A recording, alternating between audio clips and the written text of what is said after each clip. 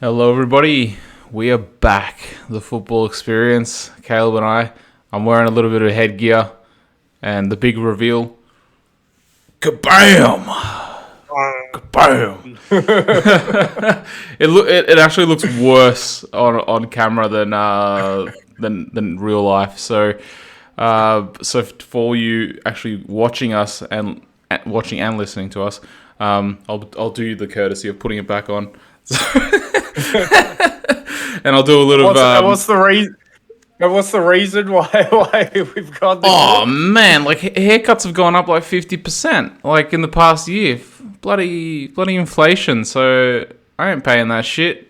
I wouldn't know anything about a haircut. I can't remember the last time I had a haircut. Look, it works a little bit differently here though, because like for instance, maybe it works the same in Australia. I'm not too sure, but from my understanding at least, or from my experience in Australia, when you'd go to a salon or whatever, or hairdressers, the hairdresser had a standard price regardless of who cut your hair. Because you know how there's like generally 2, 3, 4, 10 people working in the same salon. It'd always be the same standard price. Anyway, my hairdresser, she went and decided that it would be a good idea to get herself pregnant. Selfish. In this climate. Anyway, so she's taking time off, and then I was like, all right, give me another hairdresser. And then they're like, yeah, all right, take this one. She cuts. Admittedly, she cuts my hair really good. Like, she's really good at it. But she costs more. She costs like 30 kuna more or whatever. So, and like, not only was my hairdresser's price going up anyway because of inflation and everything, but like this one also costs more because she's more experienced. So it's like far, and then like you know how like with hairdressers you sometimes have a little bit of an allegiance to the hairdresser, so it's like a little bit hard to cut ties or whatever. So I was like, screw it, I'm just gonna get my girlfriend to just shave my head. Originally she was meant to go like a fade or whatever. But and I bought this like $8 clippers. They're like these Audi German hair schneiden clippers. Like it says hair schneiden. I can go get the box if you want. But it's not hair schneiden. It's Haarschneiden. Like it's just HAAR schneiden. Like and like these $8 clippers. And they're shit. Like they pull your hair rather than cut your hair. So I just told her, like, screw it, just get my beard clippers and just do the buzz. Just get it over and done with. I'll just let it all grow back. I reckon you're close enough that you could have got the razor and gone shiny bald on us. Stuff. Yeah, but the problem with that is like the ingrown hairs that I don't know. Do you, I don't know, any bald people out there that go the shiny that go the razor look? Leave a do you get ingrown hairs on the scalp, or is that more of a beard thing because beard hair grows a little bit differently? I don't know. Like, so I just like, screw it, just go the buzz cut. Anyway, I guess it's time for me to. Yeah, I guess it's time for me to invest in some actual clippers, not some fucking Haarschneiden pieces of shit $8 clippers that pull your hair out. So yeah.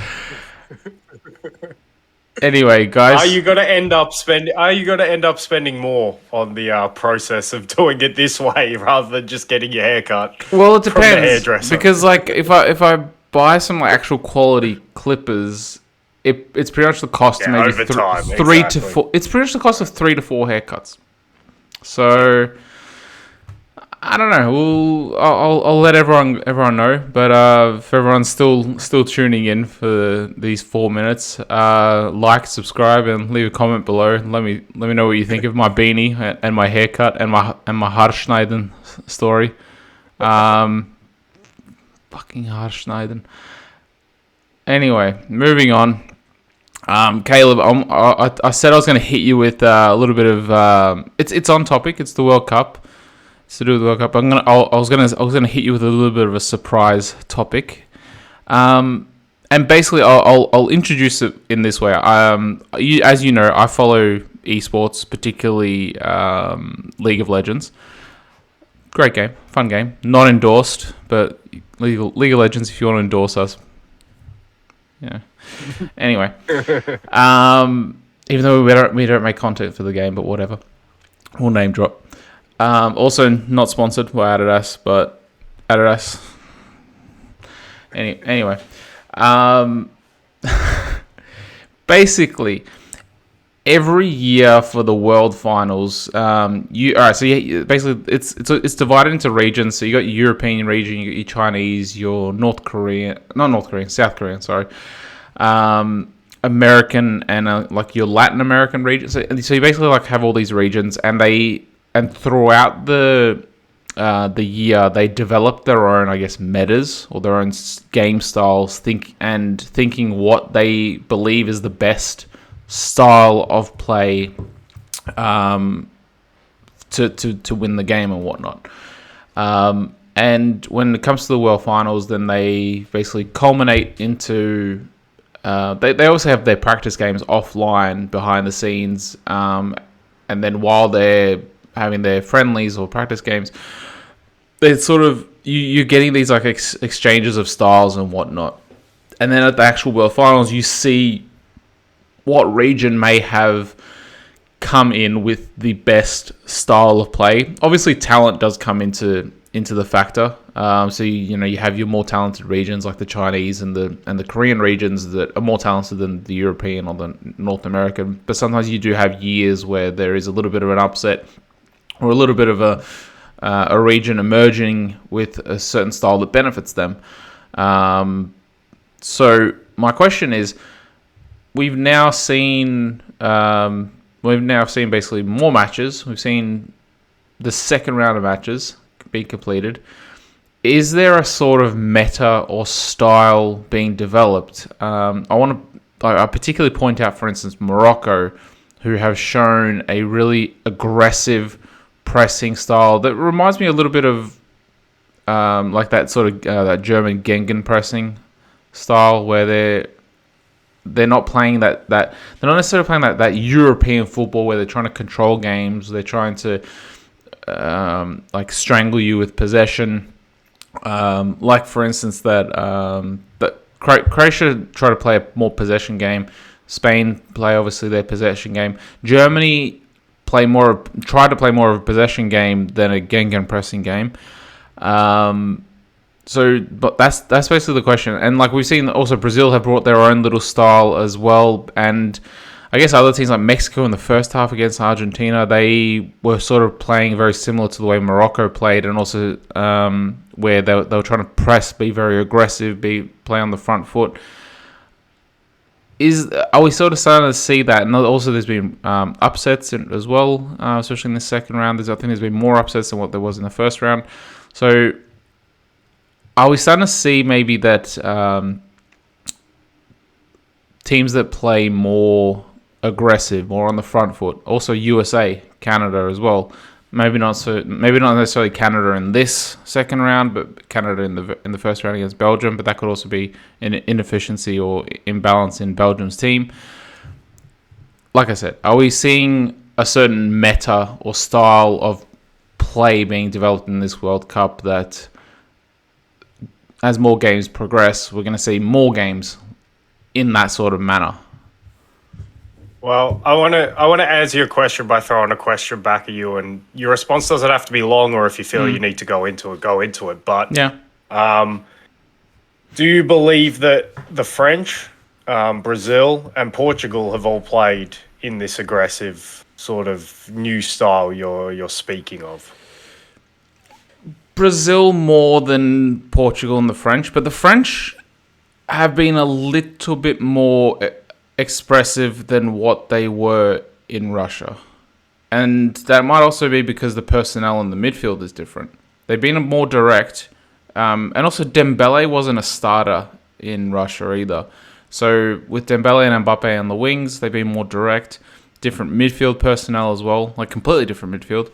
So, and also with Theo Hernandez on the left wing as well, on the left back position, that's also given them a little bit more forward initiative. So France, comparing them to Russia, yes. Brazil, yes.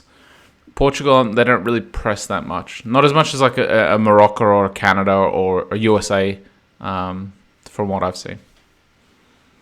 Do you think that they're pushing themselves to be that style of team? Because from what I see, I think you're right on Portugal, but I don't think Brazil or France have really asked themselves to be that kind of team, especially against the ball. And obviously, I picked these three teams out because are they? they're the three teams who have progressed. And also another question to ask in relation to these three teams, who are the three teams after two matches who are going through. Have they? Do you think these three teams are amongst or are the three most talented teams in terms of what they have in their starting 11 and maybe even the squad in terms of Brazil especially?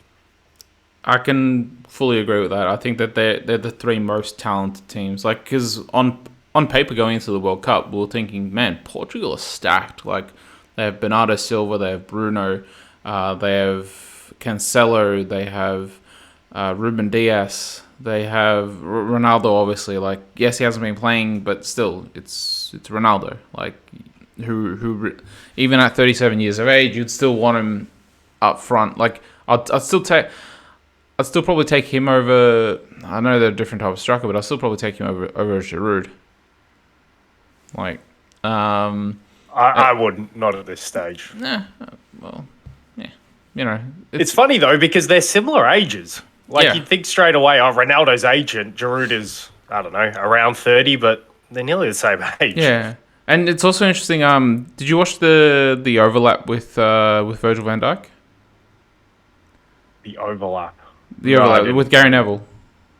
No, I haven't seen that. So Van Dijk basically said, and this is actually pretty funny because I mentioned it a couple of pods ago, that I've always seen Giroud give Van Dijk trouble, and Van Dijk said he said it himself. He said he's the hardest striker that he's ever played against, or the most annoying striker that he's ever played against. Like, he always seems to pop up with a goal or like get the better of him, and he's not this like sort of like really quick, dynamic, and like mobile striker. He matches him for strength basically, and positioning.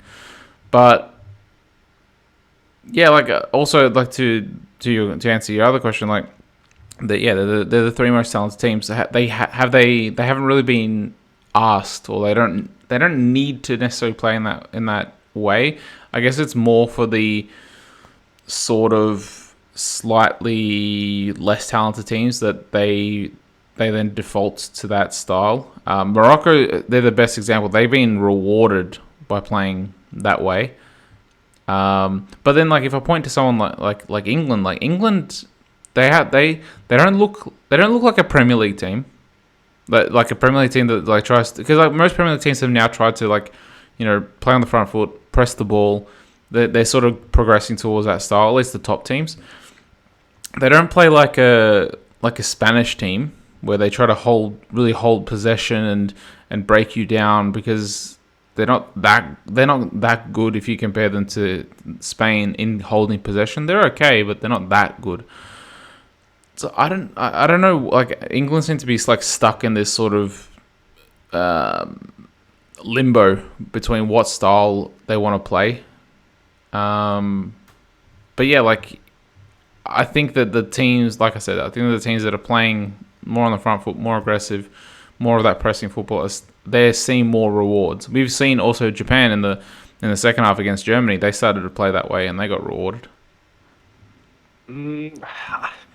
Look, we'll touch on that in a bit, but I think Germany had their strongest period in the match in that period straight after half time, and they battered Japan. They really should have been 2 or 3 up after that period. I think they hit the post, forced a few good saves. So I don't want to read too much into that. And on your England point, I don't really want to read. I get your point of in between, because it seems like Southgate is trying to take on board criticism that he's got for being rigid and not flexible. But at the same time, I don't want to take too much stock in the US game, because I believe England sort of went into that game thinking the US were our toughest game in the group stage.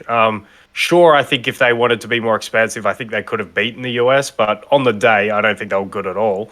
But they didn't really have an ambition to want to win that game. So it'll be interesting, to your point, it will be interesting to see in the knockout stages. But I thought they just approached that game like a point and we're pretty much in, because Wales have to sort of batter us in the last game for us to get knocked out. So I thought they were pretty happy with that, because I thought, much like I say, I thought the US are probably the second most dangerous team in that group, but they are quite naive. So I don't want to take too much stock in that. But I guess my roundabout way of answering your question is, especially in your case of Morocco, and we saw it with Saudi Arabia against Argentina in the first match as well. I think the sort of home ground advantage, even though it's not a home ground, but like for these North African sides and these Middle Eastern sides, I think they're having a massive home ground advantage. Their crowds are really up for it. You saw in the Australia-Tunisia game a sea of red. Morocco as well, much the same. Obviously, Belgium wear red as well, but you could just hear it from the atmosphere that the Moroccans were heavily outnumbering the Belgian supporters. So in terms of that, and Saudi Arabia as well, for that game against Argentina. So in terms of that, I think that's playing a big part in these teams trying to play that way. I also think for these particular matchups, there's been a bit of game planning as well. You brought up Mexico. I thought Saudi Arabia and Mexico both sort of tried to press that Argentine midfield. Although Mexico were a fair bit more passive in the way they did it, but they definitely made a point. In the second half, half, they definitely made a point. Yeah, but they made a point of going at the Argentine midfield when they could. So I think a bit of game planning has gone into that as well. But I guess I don't know what the temperatures are like as well for these games. I know the early kickoffs are played in the more heat, but obviously all air conditioned stadiums. So it'll be interesting. I haven't seen any like data on pitch side temperatures, but that might be aiding these teams going out and pressing as well. But as well, a lot of teams have played pragmatic as well, and obviously you see in the case of Canada, who I'm sure we'll touch on a little bit when we talk about Croatia, but they were very proactive in their two games, and they got beaten and beaten heavily in the second game. So I think for me, it always comes down to what you have in terms of players. Players decide matches. The quality you have in your team decides matches, and that's ultimately what football is, and for me, what it always will be. But obviously, what you're trying to do with game plans and systems and whatnot is just try and put the qualities that you have into the best positions to succeed. So yeah, it's like I said, game plan comes into it. Maybe your team's characteristics come into why you want to press, and that home ground advantage comes into why you want to press. So we might be starting to see styles. I know, for example, Africa. I think all the African countries in this World Cup have African head coaches as well. So, they don't have foreigners in charge of all those teams. So you could start to see their style come through if that continues to be the case. But yeah, it's a good question. It's one maybe I haven't been paying full attention to in terms of regions and how they're playing, but you can definitely see after 2 rounds of matches how certain teams are approaching the tasks and what seems to be working and what's not really working. But I think for the most part, the question marks that we had before the tournament for a lot of teams are coming to fruition, and the strengths we saw from a lot of teams. And that, for me, always ultimately comes down to the quality you're able to pick from and you're able to put on the pitch and how it gels, obviously. Yeah, obviously that's probably one of the biggest factors. But yeah, it's also... I think I've probably picked up on it more so this World Cup because I've seen many different approaches to the games. Whereas, like, for instance, if you look at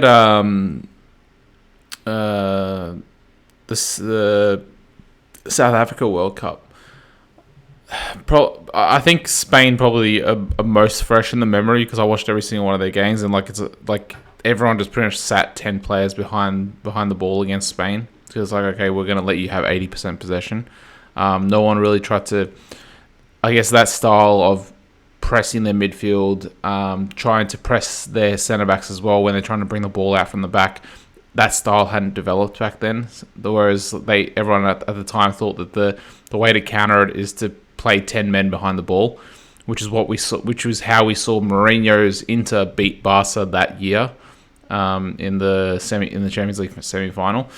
Whereas I guess now that now as like more counters have been developed, you're starting to see, more expressive football and more pressing football as well. And like the pragmatic teams don't seem to be getting rewarded as much as what they would have been. Perhaps. I think from memory, and I might be misremembering this, but I think Chile were a very proactive team at that 2010 World Cup, and they played Spain in, I think, was it round of 16 or quarterfinals?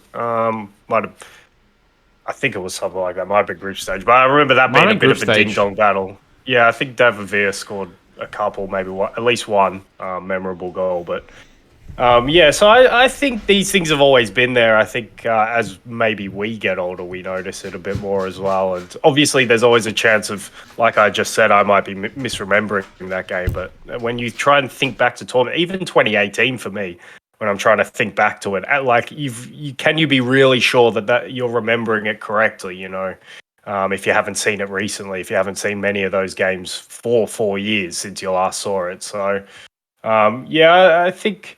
But obviously, with as things evolve in terms of information sharing, tactical sharing, like for example, the story about Tite going over to Europe and learning off the European coaches, and I think you could kind of see that in Brazil's play with the 4-2-4 that looks very much like Ajax under Ten Hag or teams like that we've seen with the 4-2-4, very fluid. Bayern Munich, obviously very successful under Flick around 2020 as well. So, I think with that information sharing, managers are obviously picking up on things that they see from everywhere, and obviously that information is easier to get than ever and more accessible than ever. So, I think all of these things have led into obviously international football evolving, and international football has a lot more room to evolve because I think club football is, in terms of that, the styles and the game planning and everything, obviously more involved because of the time that they get. So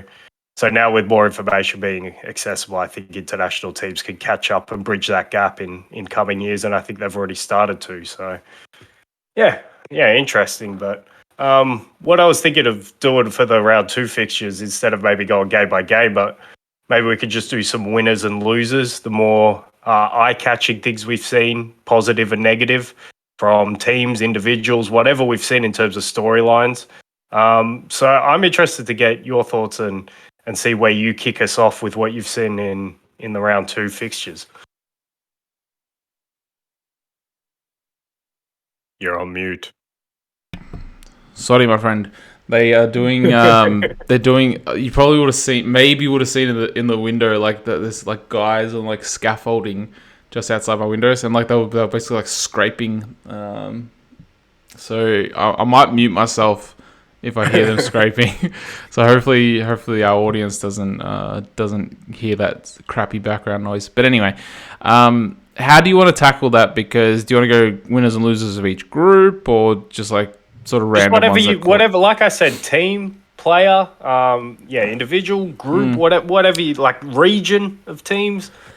Well, I've got to say, like, the biggest losers are probably going to be. I'll name a couple off the bat. So that would be Belgium, obviously,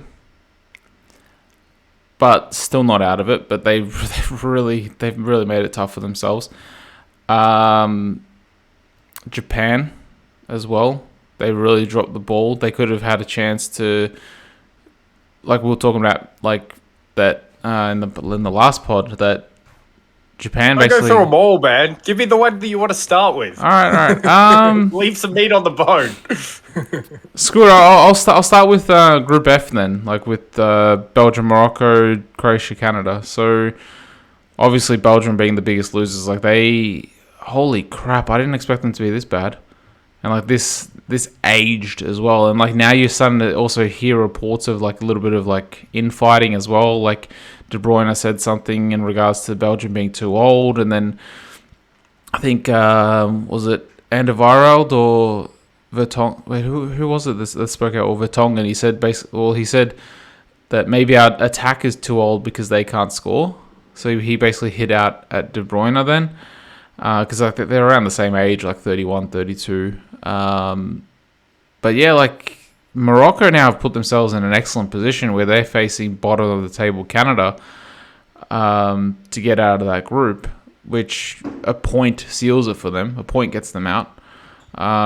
Croatia and Belgium are then playing for that for survival pretty much. So it's between those two of who gets through, and all because Morocco have done really well. Like they managed to secure a point against Croatia, and like people were saying at that time that Croatia dropped the ball by not winning that game, and like we had like I think one or two pretty good chances to score, but you know their keeper pulled off some saves or their defense pulled off some blocks, like last ditch ones. But now, like after Morocco beat Belgium 2-0, you're like, I'll take a 0 like against Morocco. Well, the way they're playing. Let's stay on Belgium before we go over to the winners. Yeah. And losers, you're right. I think the biggest loser was Belgium. I wasn't sure whether I was going to put it as Belgium or as Kevin De Bruyne, but Kevin De Bruyne could also be a winner because I believe that interview was a few months ago, in fact, and it was just a sort of off the cuff sort of question about could this be your year, and he said what he said about no chance. I think the words are no chance.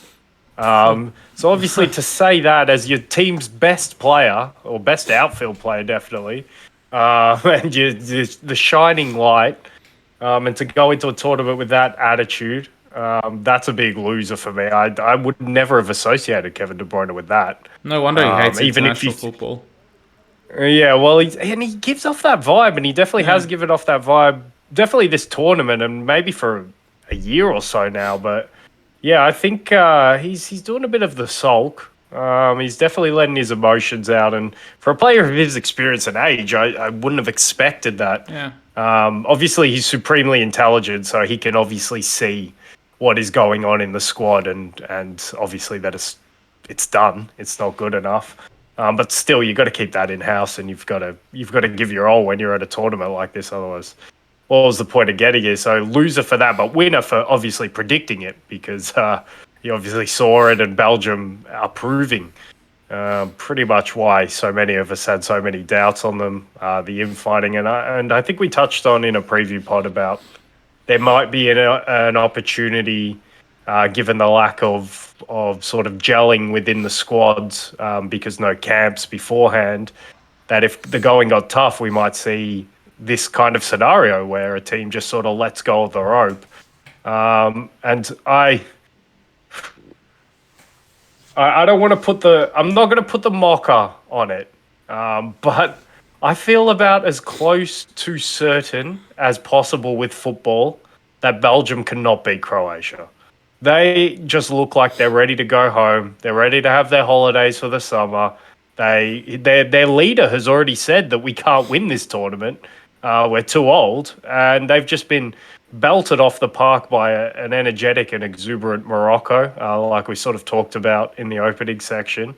And they go into the game against Croatia, who, if we transition over to our winners, and I had Croatia, I was surprised you didn't start with Croatia as maybe the biggest winner. I wasn't sure, similarly like Belgium and Kevin De Bruyne are with losers, I wasn't sure whether to put it as Croatia as the winners or that guy, Luka Modric, because I know Mateo Kovacic was man of the match, and rightly so, but in that 20 minutes where Croatia were rocking, Luka Modric showed all of his leadership and his experience and his intelligence, and he's the difference in this game for me, that guy number 10. Because Canada started that game really well. Yeah. Davis was bullying Juranovic. He was like, it was mean what he was doing to him in the first 20 minutes. I won't say 20. I'll say like 10, maybe 15 max. It was up to 50. It all culminated in that sort of hacked clearance that he tried. I think after that, it settled down. Well, I was going to say I think a lot of the players looked to their leader, Luka Modric, and you could see in a couple of instances, Luka Modric was sort of playing as this sort of holding midfielder who was getting across and putting out fires. I think there was a couple of instances where he maybe intercepted Buchanan before he was able to go on a run, or at least offered some resistance so that he couldn't go so deep in, because obviously Davis and Buchanan were showing their physicality, and they were really had you guys on toast for 20 or so minutes. But yeah, I thought Luka Modric stood up to that test. They weathered the storm, and then the class of that midfield, in particular, Kovacic and Modric. Modric's ball for the first goal to set Kovacic away through the midfield. And then Kovacic just had a blinder from that point. But I thought it was Luka Modric holding down the fort. I thought he was the difference, and I thought maybe other teams who don't have that guy maybe could have got blown away even further in that sort of first instance where Canada looked really good and they were really proactive. And I thought they brought a lot to the tournament, but they were so naive after going a goal up to leave Hutchinson on an island against Kovacic. And Kovacic, fair play to him, he smelt it. He smelt blood, and anytime he got a chance to drive the ball at Hutchinson in that midfield, he just killed him. And yeah, Croatia feel really good. Obviously, Andre Kramaric, who I guess we're both calling to be out of the team. He proves right. But you know what I was thinking with he probably listened to the pod and he took it personally. No, he listened to John Herdman, the Canada coach's comments after the game, didn't he? Because he put that on Twitter. And look, my thoughts on that is, like, do you think Mateo Kovacic and Luka Modric are looking at that and getting extra motivation? I don't think they are, because I think over here they said that they've said that it was very disrespectful. Although I think I saw one of Kramaric's quotes, and like it was misquoted. He didn't say that at all. The coach, Dalic himself, came out and said, started demanding respect. After the comments. Yeah, but like after the game, Kramaric said that, like, apparently there's a quote going around where he said, "Well, we showed them that we fucked them up." Like, he never said that. Yeah. So he's been. I think he put that on Twitter. He put something. He thanked Herdman for his comments for motivation and put that up on Twitter. But what I'll say to that is, like, when you got and the other guy I wanted to mention was Guardiola, who I thought is looking really good in this tournament. But he was a little bit at fault for this for that goal, because he didn't come out and press the that long ball to the attacker, and then also Sosa was a little bit at fault as well, because he started backing off. I think who was it that crossed it? Buchanan or? I remember. Might have been Atkinson or Buchanan. But he was just backing off, and he allowed the cross to come in instead of going a little bit more on him, but not enough to allow him to like take him on one-on-one and pass him, but just enough to delay him. But he gave him too much space to actually find the pass or find the cross. Yeah. But just wrapping up on the thoughts, I think it's good that he's looked good in the first two games, and obviously you have a good presence at centre back. And just wrapping up the thoughts on the motivation thing, like when I look at a player like Luka Modric or Mateo Kovacic, I don't think players of that level are getting extra motivation from the comments by the Canadian coach, but a player of an Andre Kramaric level, who isn't at that level, obviously can get extra motivation. So all in all, it's a silly thing to do. I think it's a bit overstated how much that played a part. But obviously this can come back and bite you in the arse like it did for Herdman and Canada. But the main takeaway, the winner's Croatia, because after coming away from this game, and people might say it's just Canada, and yeah, they were naive, but I thought they were a good test. They were definitely a good test for Belgium. So I could take away from this game that Croatia have their tails up. Croatia have confidence. And the side of the draw that Croatia are in, I wouldn't put a semi-final appearance past them for this World Cup if this game is any indication of what's to come, because I think their toughest test, if Germany get out of the Spain-Germany get out of that group, they could play Germany in the round of 16. Then it might be Portugal after that. So I think they could come through both of those games. And yeah, I think they could make semis. And then when you get into the semis, anything can happen. So, yeah, I think they're a big winner, and that's a big takeaway from me, because I was a little bit negative on Croatia in the last couple of pods, but I think Luka Modric is still playing to that level, and when he can offer that leadership and the rest can follow, they're good enough, I think, on their day to beat all those teams that will stand in their way. Yeah, I think the problem, or at least for me, is like because it's my home team. There's obviously emotion involved in supporting them, and also like I've seen them so many times like not play to the level that they can play, and like against Canada, like yeah, for that first 10-15 minutes, they looked shaky, and I was just sitting, I was like, what the hell am I watching? Like we come out the same way that we came against Morocco, like slow, lethargic. Allowing. But to be fair, Canada. Go on. Yeah, sorry to cut you. Canada did that to you. I didn't think that was so much you guys being poor. I thought that was Canada. It was us saying, being poor as well. I thought it was Canada saying we have a physical advantage and we're going to make it press. But obviously, you can only do that for so long. And I think Luka Modric best exemplifies the knowledge that they had that hey, like we just need to weather this storm, and then our class will tell because we got more class than them. They've got the physicality, but you can't do that forever. So I thought it was more Canada being good for those 15 minutes, I've got to say. Yeah, but you know the other thing, like Canada got their tactics completely wrong as well. Like going into the match, Tiff was like, "Wait, why are they playing only 3 at the back and like 4 in midfield?" I said, "Well, like it's essentially 5 at the back and 2 in midfield because like the two left and right wingers come back and they make a 5, or they should be coming back and making a 5." But I said, like, it's very stupid of them to leave 2 in the midfield. Like, they're leaving 2 in the midfield against the pretty much the three of the best midfielders in the world, like ball-playing midfielders in the world.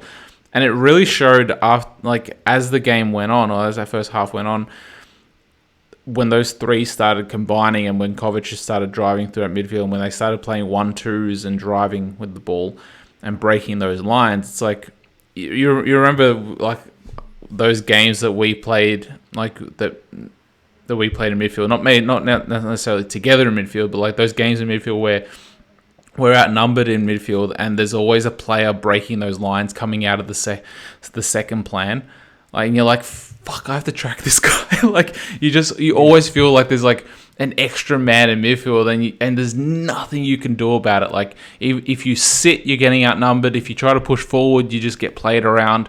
Like it's and I was just like, I know what that feels like.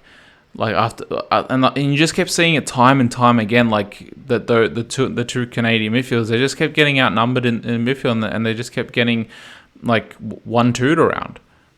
And it's like, well, Hutchinson's also 39 years old. Yeah, fair enough. But the most egregious, I thought the 4-4-2 was all right, especially for how it worked in the first 15 minutes. And I thought it was more of a 4-4-2.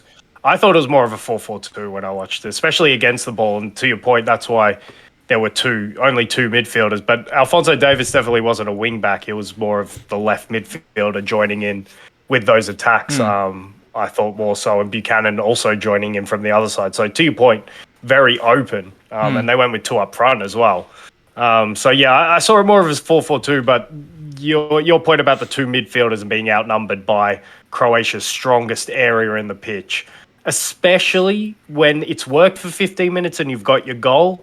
Can you just like not be so naive? I know you want to go out and play, and I know you want to show how fearless you are as Canada, and that's kind of admirable. But at the same time, it's so naive. God damn, you've got a goal lead. Now you know where Croatia's strengths are. You can't leave 39-year-old Hutchinson trying to deal with Modric and Kovacic linking up in there. You just can't do it. It's suicide, and yeah, definitely wrong for that, especially when you have a gift of a lead that you can sort of defend on. But yeah, I think, are you happy with where we are for this group? And we'll move on to later on. else. Later on, we'll just quickly run through the groups and like what we expect and who we can expect to go through, because like some teams have already qualified, but not all of them. I think this will take us. This will take us through most of the groups. Yeah. So should we just finish off with this group and not return to it? And what we like, you've already said that you expect Croatia to beat Belgium. Well, if the Belgium, maybe not beat, but I or at least get a point at like either a point or a win. But like it's still a very precarious position because Belgium, if they win, Croatia's out.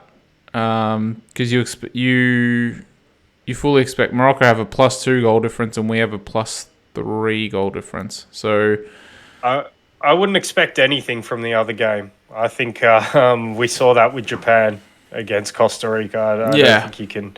When the teams are at this quality, like a Morocco, who I think are a pretty good African team. I think they have quality in there. Probably a little bit more threats than maybe Japan, but yeah, they do have more threats than Japan. So, but Canada also have their own threats, and I think they'll want to get their first World Cup win. So, I'm not taking anything as a foregone conclusion in that game in Yeah, itself. because we thought that Costa Rica Japan was pretty much a foregone conclusion, and look how that panned out. But yeah, look, I'm obviously hopeful that Croatia come out. I think we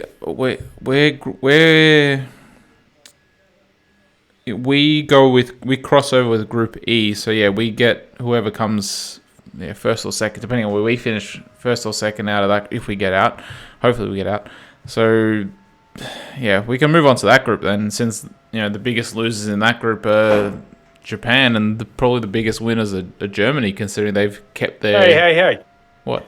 It's my turn to pick. All right. My turn to pick a winner or a loser. All right. I'm going to pick as a big winner. I'm going to pick. I'm going to pick France in general. I wanted to give it to Mbappe, but I think the French were pretty damn good against Denmark, and I'm going to pick myself as a winner as well, because I love the French, and I'm openly supporting them to win this World Cup.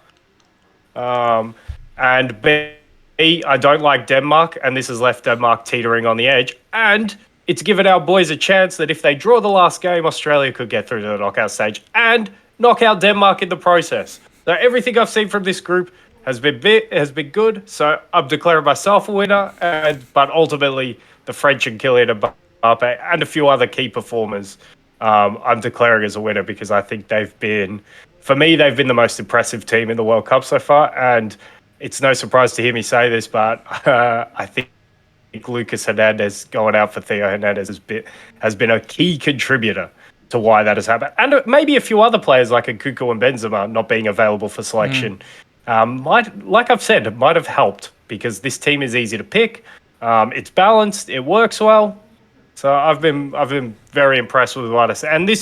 And to the point, I know the first game was Australia. This game was Denmark, who have had the wood over the French for the last maybe year or so, definitely in the Nations League. So yeah, very impressive, and I'm pleased with what I saw from the French. I'm interested to get your take before maybe I just talk about a few of the performers in that Denmark game.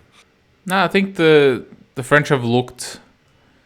I think I touched on it earlier. They've looked better, or they've looked more progressive rather than pragmatic, considering they have so many of these players out. Like, it's a completely different midfield to what it was in Russia. They're also playing with Dembele on one of the wings. I know I've sort of had my doubts on him, especially at Barcelona. Whenever I've seen him, I'm like, oh man, he doesn't really have that. For me, he doesn't have that end product. Or he doesn't have that consistent end product. Like he loses the ball more than what he creates with it. Like he would break the line, or he would beat like his player 1-on-1, but then he wouldn't do anything after that. Like he'd misplace a pass, or he would run the ball out of play or whatnot. Like or he would lose the ball at the second defender. But like in this tournament, yeah, he's looked pretty dangerous, and especially against Denmark, he looked like one of the many players that were making a difference. Mbappe's looked like he has a point to prove as well. Obviously, he's playing in his preferred position, playing on the wing rather than the number 9. He seems to love playing. Go on. Don't bury the lead. Don't overlook who's playing behind him as well, and that partnership. Yeah, but also, like, I think that's why he's gonna love that left wing. But he seems to be relishing playing with Giroud as well. Like, he probably should have told his PSG hierarchy to sign Giroud. Like, I reckon that's probably one of the pieces that PSG is missing. Like having someone and I always actually liked Giroud at Arsenal. Because he, especially with that midfield around him, when Rosicky, when he'd play, Santi Cazorla when he'd play as well, Ramsey, Wilshere, like they'd always play those like 1-2s with him or whatnot. Like he'd always hold the ball up well for his to link up with his midfield, and I like the way that they played together. And I'm with Alexis Sanchez as well, and Özil. Like he sort of brought everything. He tied everything. He was like he was like the bow on the present. Like obviously they didn't win. They won like what two or three FA Cups with Giroud. I think the third one was without him. Oh no, 3 with Wenger in that time period. Regardless, I think he won 3 FA Cups. I think he might have won 3 FA Cups, but regardless, like I always liked him at Arsenal. Thought he always brought a different sort of dimension and different plan, and like for France, he's actually scoring goals now as well. But yeah, he's playing really well. But yeah, it also helps that they have a more dynamic midfield now, and a more, I guess that because the midfield's younger, it probably wants to attack more. So it's more expressive rather than what we saw in 2018 with it being more defensive. So France, they look better.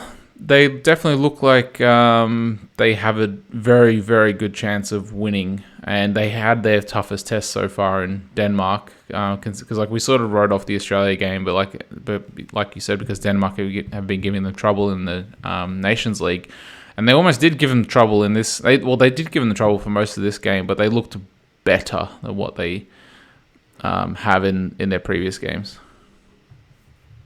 I want to touch on that point about the French midfield, because I thought, as good as Kylian Mbappe was, I thought man of the match was Antoine Griezmann, who was absolutely exceptional. And it was interesting because it appeared in this game, to your point on balance, the difference between this team and 2018, apart from the 2 personnel in midfield, is Dembele is playing as a winger opposite Mbappe, which is obviously way more offensive than what we saw in 2018 with Matuidi and Mbappe on either wing.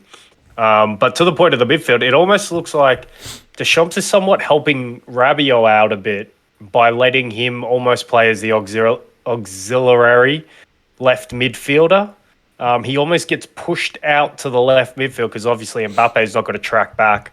So Theo Hernandez sometimes needs help in defensive situations, and the help is often Rabiot going across to there. And what happens when that happens is Antoine Griezmann is now being asked to drop into almost a central midfield role next to Tchouaméni. And I almost think that Deschamps prefers that, because I think he can trust Griezmann to do a better defensive job in there than Rabiot. And I think he's almost compensating for that by saying, hey, Adrian, you push out to the left to help Theo. And that way we can keep Mbappe and Giroud high. And Griezmann's going to have to do this hybrid role. Who I guess this is maybe where the lack of football for Atletico for so long, and then the ramp up just before the World Cup where he started getting some match sharpness. This could be helpful for him, given that he's no spring chicken anymore. But if he can be a key player, much like he was in 2018, where I thought he was the key player, this time it's definitely going to have to be Mbappe for me, who's the key player. But if Griezmann can be the 1B to his 1A and role reversal of 2018, and if he could fulfill that job that we saw him do so well against Denmark, I think they're a big chance to go all the way, to your point. And I also want to give some love to the right-hand side of the French, because to your Dembele point as well, I always ask the same questions of Dembele. It's like, do I like him? Do I think he's really good? Or do I think he's wasteful? And do I think and I think I always fall somewhere in the middle, because if you look at him at Barcelona this season, he's been Barcelona's second best attacking player, because Rafinha sort of went off the boil after a pretty strong start. And I think it's obviously Lewandowski's number 1. But Dembele is the one who's creating the most, probably the most chances out of anyone in that Barcelona front line, and keeping them afloat and helping them be top of La Liga at the break. So ultimately he gets much maligned, but I think he's actually quite a good player, and that ability to go both ways at such speed is really unpredictable. Obviously he could be better with the end product, but he just does so much good before then as well, like a more polished Adama Traore almost. And I think he's getting better as well, which is a key point. And also Benjamin Pavard, who obviously didn't play in the game, but a lot of people just like don't really rate him, and I can see why because he's very functional. He's not your flashy fullback, especially when you look at Theo Hernandez on the other side of the pitch. But I think he's one of the best defensive fullbacks probably in the world. I like his versatility of being able to play as a centre back as well. And I just think he gets overlooked sometimes. And I know a lot of people are like, oh, Deschamps obviously wants something more solid or something a bit better at right back. But I'm just like, Benjamin Pavard is a very good option. So I don't know where that criticism comes. I just think the French are very strong as long as they don't get any more injuries anymore, obviously. And I guess the other winner from this group is our boys Australia. I know you're not over here anymore, but I'm still supporting you got to them give from them. here. Yeah, of course, and you got to give him. I've just got to give him a shout out because I know I'm very critical on Australian football, and I still am. This doesn't paper over any cracks, but at the end of the day, to get your first World Cup win in 12 years since 2010, it made me proud of the performance. It made me more proud that they had to go into a hostile atmosphere because, like I said, Tunisia had a home ground advantage in this game, and they were able to weather it.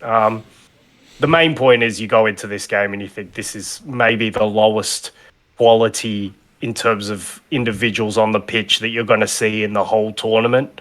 I'm sorry. So, like, after saying how I'm proud of our boys, I must also add that. But put ourselves in a position where hopefully we can knock out Denmark and get into the round of 16 as maybe on paper one of the worst teams of the World Cup. That will be some achievement. And yeah, I thought our Australian characteristics came through in the game, and it wasn't flashy, but it was well fought. And I thought Aaron Moy sort of exemplified his attitude was great considering he's probably the best technical player. He was also able to get nitty gritty in the game and really, really be the best player in terms of winning that game, and a lot against the ball as well. So yeah, proud of that performance, and hopefully we can knock out Denmark in this last match day. Just on that Australia Tunisia game, dude, the analysts here went in hard on like the both Australian and Tunisian players. Like they basically just they ripped into the quality here, and they like one of the quotes was like, and the analyst was like, I don't want to say this because like it would be an insult to our second league players to say this is second league quality or worse than second league quality, and like that, and that's me saying it as an insult to our second league players. Like that's what they like. They went in hard on this because they said like there was also like there was 350 unforced errors in like total in the game. Like combined by both teams, which is like insane for a game that should be played at the World Cup or at any high level. And he said like it was like watching lunchtime football at times with so much lost possession and no control of the ball, and like you just see them like heading it back and forth one to the other. But yeah, like I sort of generally tune out when after the games, and like I just sort of like let the analysts talk in the background while I do something else. But like I sort of tuned into that, and I was like, far out, they're going in hard here. Like they're not holding back at all. And also, is there still some bitterness from 06? Maybe just a little bit. No, I wouldn't say so. But like. But he also said he's like, I can't believe I had to wake up so early to be ready by 11 a.m. to watch this shit. I don't think the organisers have made any secret about putting the shit games on the early kickoffs.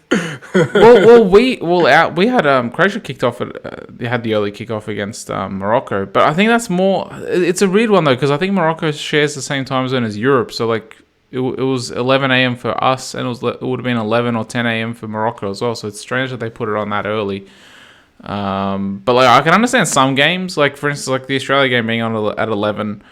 But that makes sense for Australia because that's what that's 9 p.m. for you guys. Yeah. But for Tunisia, it doesn't make sense because then that's early in the morning for them because they have the same time zone as most of Europe. Yeah, well, that's good for them because maybe a few of them didn't tune in and watch that.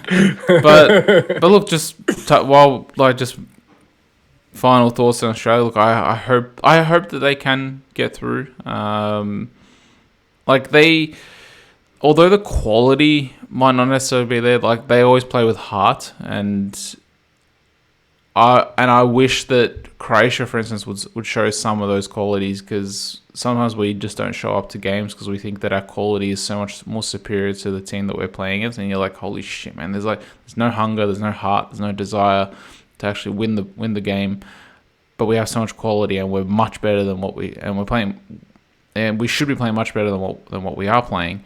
And yeah, Australia, at least they always show that that desire and that hunger to actually try to win, even when they're not the best team. And I guess I think now, once we're getting into the round of 16 quarters and whatnot, we did say we'll talk about Australian football and how it's declined over the years. Yeah, we might be doing that after they make the round of 16. So, well, still, look, I hope they. It'll be a controversial time to drop that pod. Why Australian football sucks. Look, if we look at it from a realistic point of view, they probably won't get a result against Denmark. But who knows? They went 1-0 up against France. They held on for 25 minutes until France got their first goal. I don't think Denmark have the ability to make us look like mincemeat like Dembele and Mbappe regularly. But also, if you remember, Australia almost went into half time 2-2. Like they hit that post. They hit the post with the header. Yeah, they hit the post. So that could have slightly rattled the French if it went into half time at 2-2. Because you know how there's those certain moments where if something turns for you, it lifts you up and it makes you play with at a 5 or 10% higher than what you normally would be playing. Whereas for the French, that might have been a little bit of a wake up call. It's like, holy shit, we better put this game to bed, because they literally just hit the post. Whereas Australia, oh man, we just needed a centimetre and it would have been in, or whatever. And then sometimes, when a chance like that happens, then it's sometimes drops your confidence or whatnot. It's like it's not going in for us today. Sometimes you have that sort of feeling. So yeah, obviously then they run away with the game in the second half and they really put their foot on Australia's throat. But yeah, let's see how they go. I think, is it tomorrow? I think that they're playing. Yeah, I think it will be. So yeah, good luck to Australia.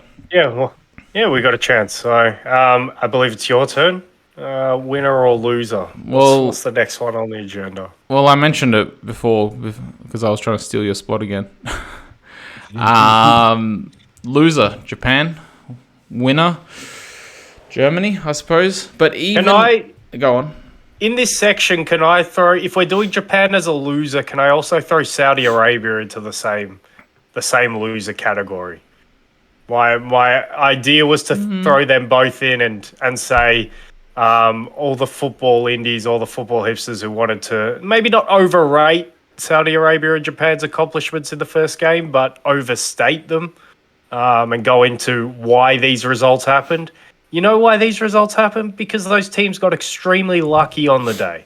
Okay, that's the main reason. Let's not overlook that. Yeah, they did some tactical things that helped their chances of winning, but ultimately why Japan beat Germany and why Saudi Arabia beat Argentina is because they got very lucky in each match. And yeah, we do this sort of thing where we overstate how big a deal it is and how what they did to win the match ultimately. And we see from these results that both teams get in the next games, they're just not that good at teams, and they got a bit of luck on the day against a big team, and then they crash back to their level in games that they should have gone on and won. Maybe Saudi Arabia, I could say that game against Poland was there for the winning, but Japan against Costa Rica, I mean, to not go in. And I sort of thought this, though. I thought when they're going to be asked to break down a team, how good are they going to be? And they showed they were. I thought they had most of the match. They controlled most of the match, and they were probably a better team than Costa Rica. But still that terrible goalkeeping error, and yeah, now it looks like Germany should be odds-on favourite to still get out of this group. I think Who are a big winner, to your point. I think that was Costa Rica's first shot on target It was. this whole Yeah, tournament. it was. And it was a goal. And people are asking like a lot on the podcast that I listen to, like, was it a good goal or was it a goalkeeper error? It was definitely a goalkeeper error. Like it's not even a question for me. He's like, it's sort of amateurish the way he jumps, and he jumps too early, and he's already on the way down, and just pours it into his goal. I just thought it was terrible goalkeeping, to be quite honest. I need to watch the goal back to make that judgment. Because from like watching it at the time, I was like, it's a nice goal. But I need to watch it back to have a look at that again.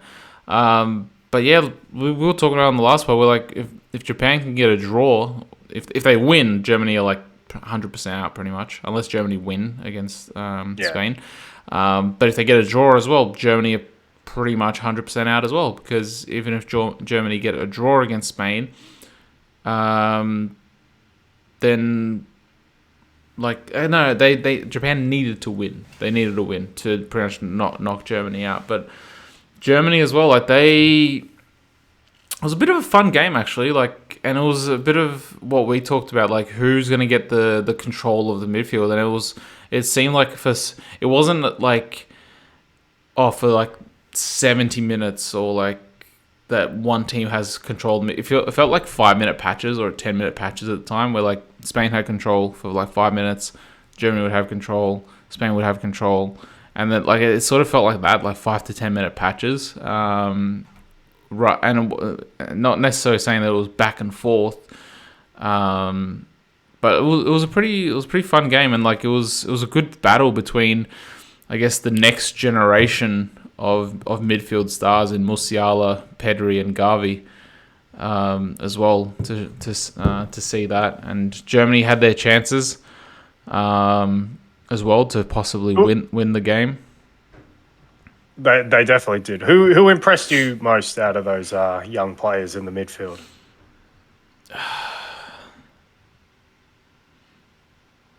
I don't know. It's a little bit hard to say. Like, cause I did see Pedri lose the ball a couple of times as well. Same with Gavi. I think Musiala was a little bit more attacking, so maybe Musiala, but that also might be because Germany had to be more attacking as well. Well, it's interesting. It's kind of interesting you say that, because let's not forget Japan Costa Rica was the game at the start of the day, and this was the game at the end of the day, I believe. So they had plenty of time to digest that result and know that a draw is probably a good result. Even a loss now. Even a loss is good enough, yeah. But like a draw is pretty good for both teams, and I thought as high a quality a game it was for the players who were on the pitch and the systems, and to see the little matchup in terms of the German midfield really made it a point of emphasis to press the Spanish midfield, and definitely press from the goalkeeper, who they forced into a few mistakes. But yeah, I thought apart from that, it did look like a game where both teams were fairly happy with a point each.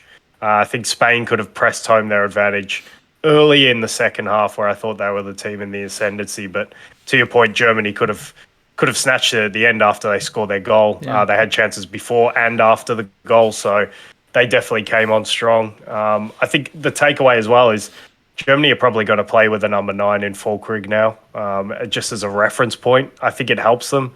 I don't think the Thomas Muller experiment worked at all. And also, I can't believe Leroy Sané hasn't started both of these games. I was gonna. He's the guy I know. I was sort of asking. Like, I know. Hang on, just before. Sorry to cut you off, but I was sort of asking myself, was he even brought to the World Cup? Because I was like, why isn't he playing at all? Like, because he's been in such good form for Bayern.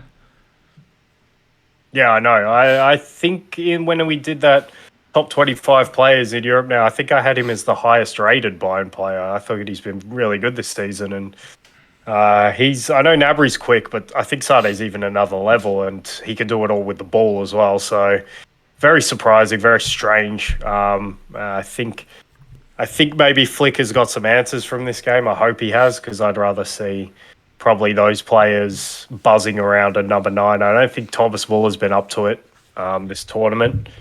So I think I'd rather see that front three of Nabry, Sane, and Musiala just buzzing around the focal point that is Fulkrug.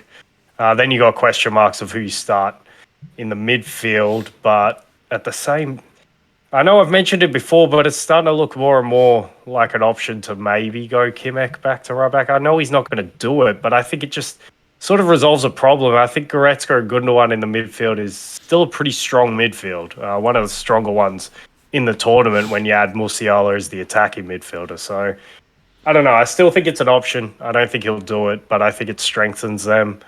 But yeah, definitely a big winner after the Costa Rica result. And on the point of the midfielders, I thought Musiala was probably the most impressive because, to your point, he gets to do the things in the attacking areas. But one player who really impresses me, probably not for the technical reason, I don't think he's as good a footballer as the other two, but Gavi is...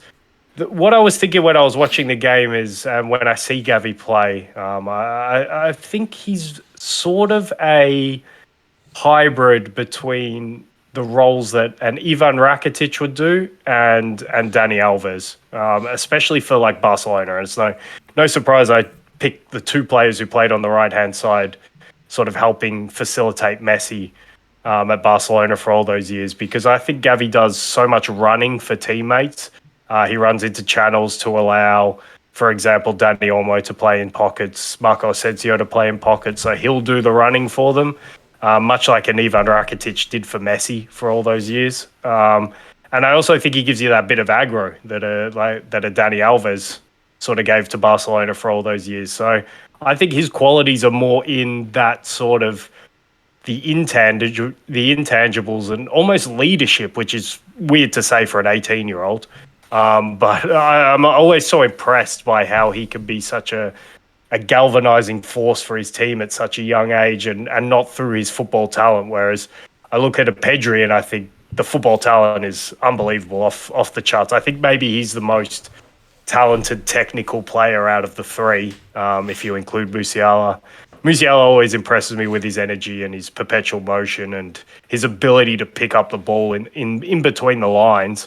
It always staggers me. In honesty, he always seems to be in those spaces. He's always working hard to be in those spaces, such a good counter pressure as well. So I don't know. It's hard to pick between all three of those players, but they're all distinctive. And one thing I'll say, I don't like it when Pedri and Gavi are lumped in to the same sort of bracket, because I think they do completely different roles for the team. So yeah, it's easy to do because they're diminutive midfielders around the same age who both play for the same club and country.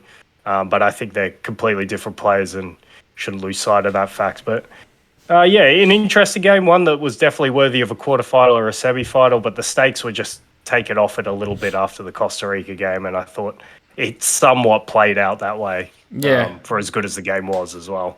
Yeah, because like we were talking about, will Germany be required to play more expansive and more progressive football?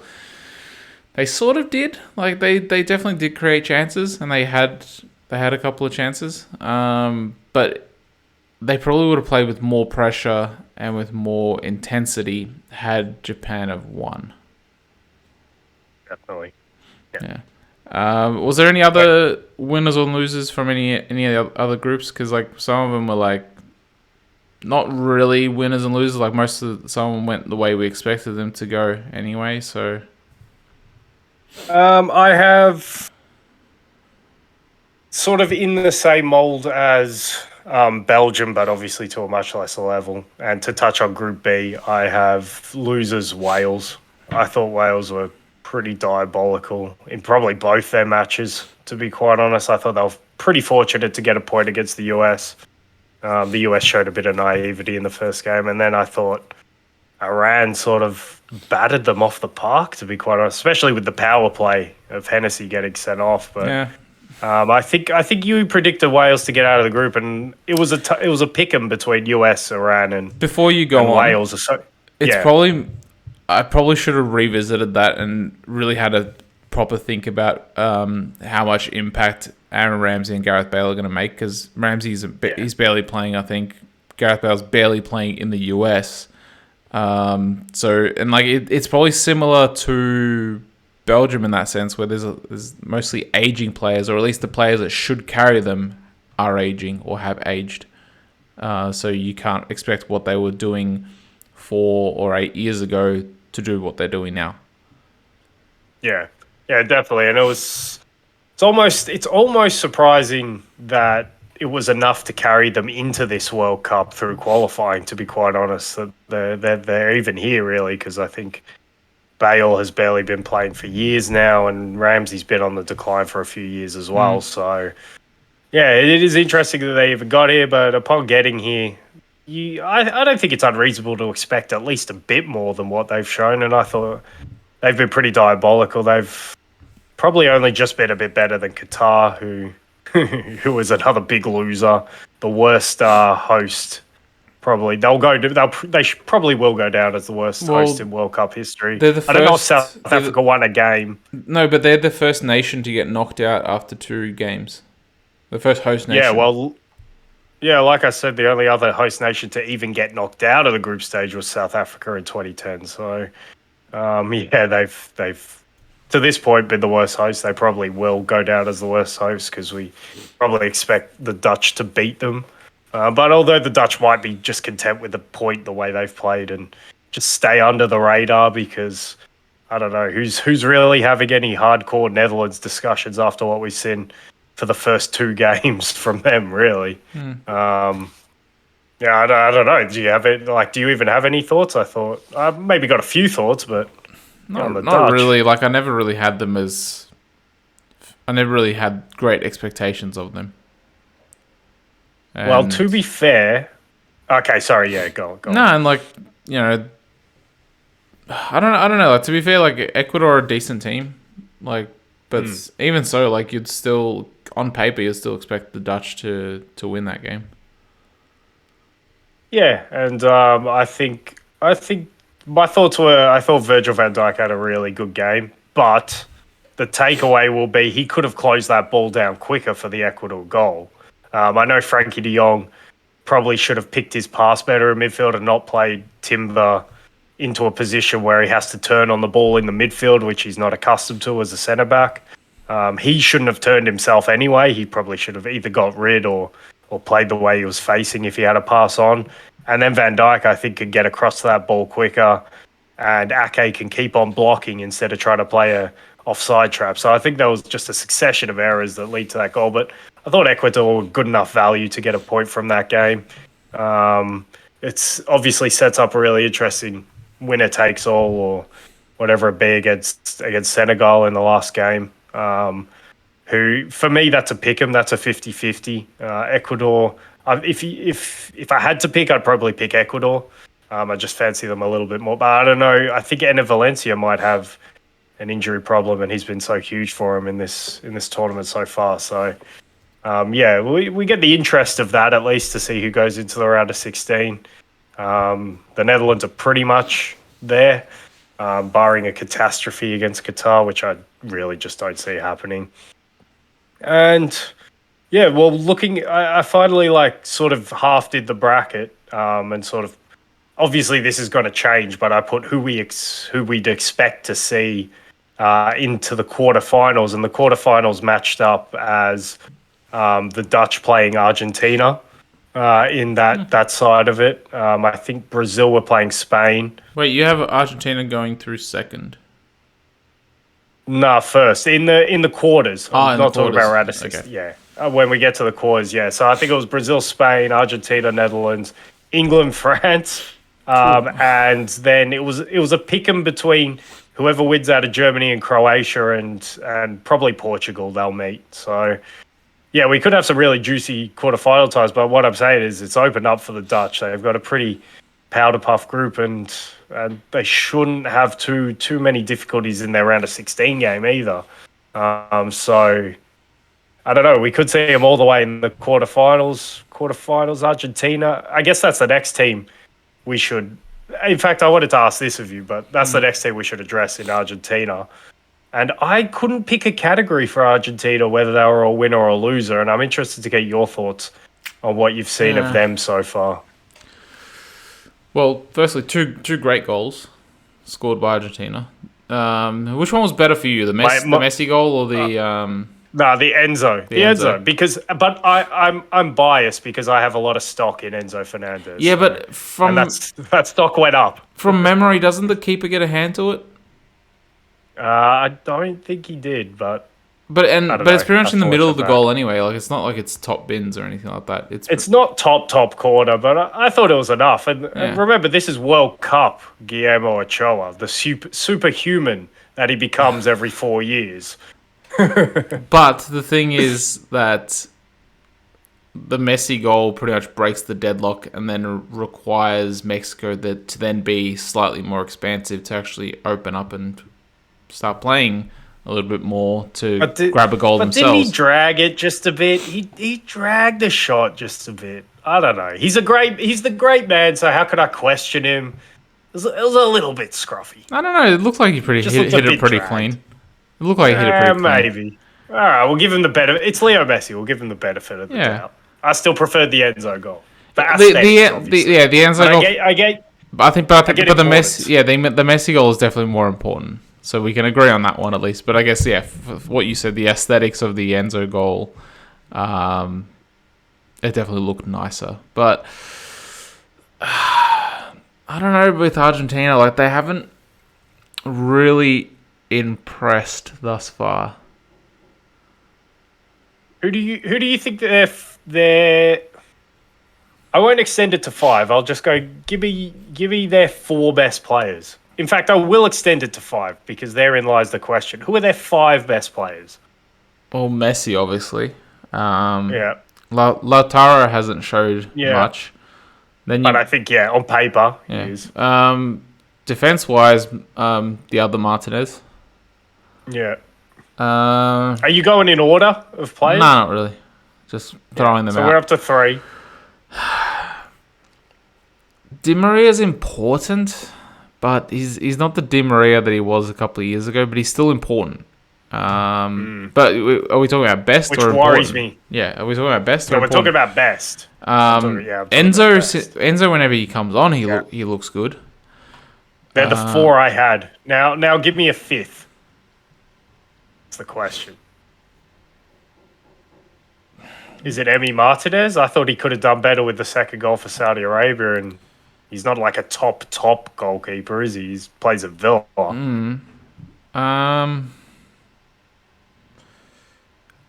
Is it Julian Alvarez? Yeah, but he's gotten barely any game time. Well, is that the point? Yeah. Does he need to start getting game time? But where do you play him, on the left wing or something? Look, I've asked myself the question, but I think your best bet, if you're Argentina, and you could go horses for courses here. By the way, I agreed with the top 4 players, except I put Enzo over Lisandro Martinez in order. I wasn't going by any order, so... Yeah, I know. But yeah, I think the conclusion I came in to... And you're breaking up a get little. The best players on the park was a narrow diamond with Alvarez, and you got me? Yeah. Am I still here? Yeah. Okay. All right, yeah. So what I like sort of came up with in my head to get the best players in the team was a narrow diamond with Lautaro and Alvarez up front, with Messi just behind, and then you could sort of pick your horses for courses, because if you're facing a physical challenge in the midfield, maybe a Germany or something like that, maybe you go Guido Rodriguez to hold down the fort. If you expect to have more of the ball, maybe you go Enzo Fernandez in the holding role. De Paul has to play on the right because I think he gives you that energy and that play off Messi, and he can sort of give you that width as well, doing the overlapping runs if he needs to. But I think a way to get probably Rodriguez and Enzo Fernandez both in the midfield. I think then you've got your best players on the pitch. But I still have question marks over if that quality is enough, because, and I guess it'll lead into the next South American team, if you compare and contrast Argentina's quality to the French to Portugal and to Brazil, the three teams who have all gotten through the group stages so far. I think they're lacking in comparison to those teams. Now, it might work out to be a good thing because ultimately I think they have enough quality, but it might also be a situation where they have to play one of those teams and the superior quality of the other team just shines through. Like in the bracket, I think if they were to beat the Dutch and in their quarterfinal, I think they'd probably meet the French, who I'd expect to beat the English in that quarterfinal. And I think as long as the French don't have any more injuries, I think they outmatch them for quality across the park, to be quite honest. And the worrying thing for me as well is Messi is the best player for Argentina. And in years gone by, that's fine because that's Leo Messi. He's awesome. But that's not the same Leo Messi as we had last decade. This decade's Leo Messi, which we might be seeing the last of at this World Cup, for all intents and purposes, whether he goes back to PSG and plays or not. But it's not the same guy as we had last decade. So he's going to need a lot of help. And I don't know if he has the help. And these first two games for Argentina haven't convinced me of that, despite, I think, both of us, our feelings that they're at least a strong favourite, if not the favourite.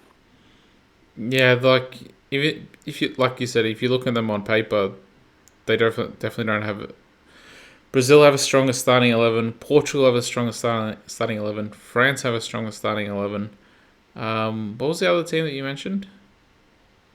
Spain have a stronger starting 11. I think Germany have a stronger starting. I'd say Spain as well. Germany have a stronger starting 11. I'd say. Germany have. I think Germany's midfield. Germany have as many. Germany's midfield beats Argentina's. Definitely, but Argentina's front line beats Germany's, and the defense. I think Argentina's defense beats Germany's as well. So I think Argentina. The thing with Argentina, I don't think they have many weaknesses either, though necessarily. I think right back is a big weakness.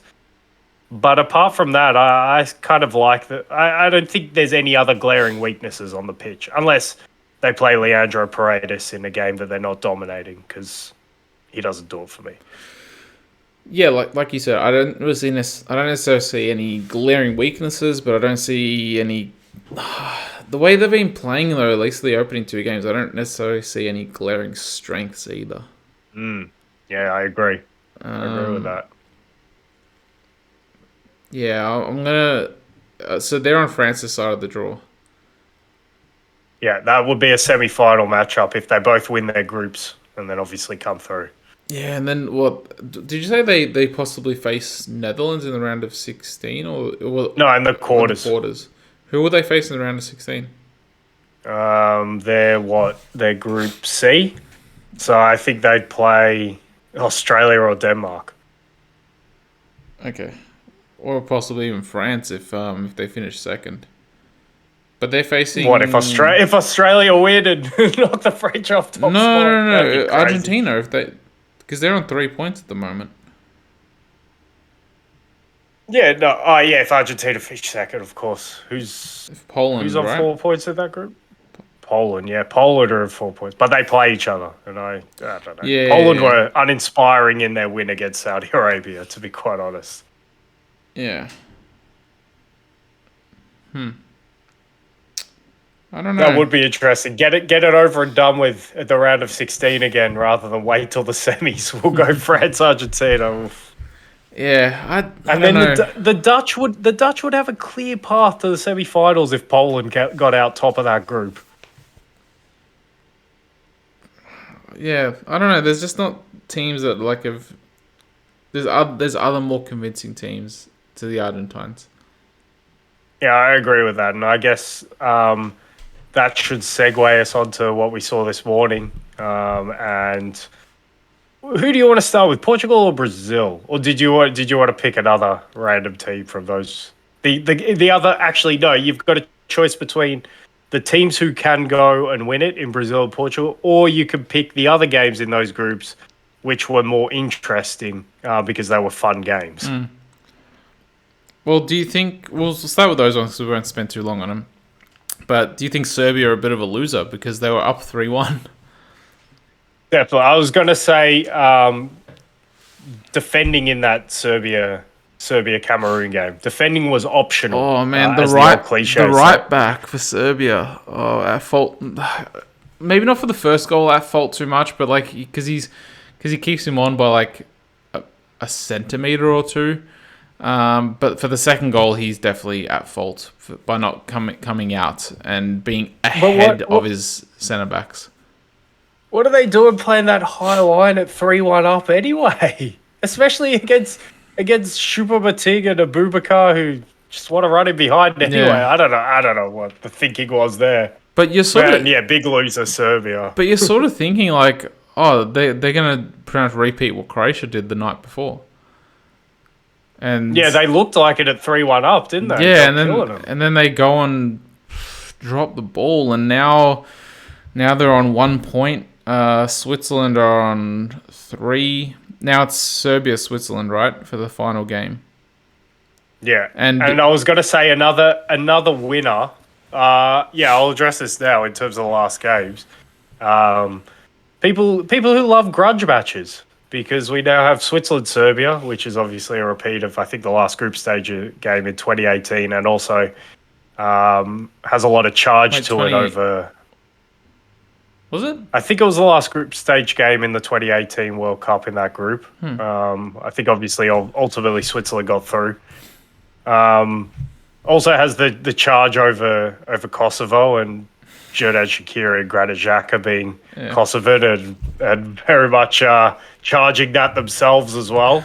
The other grudge match from the last group is Uruguay versus Ghana for a spot in the round of 16.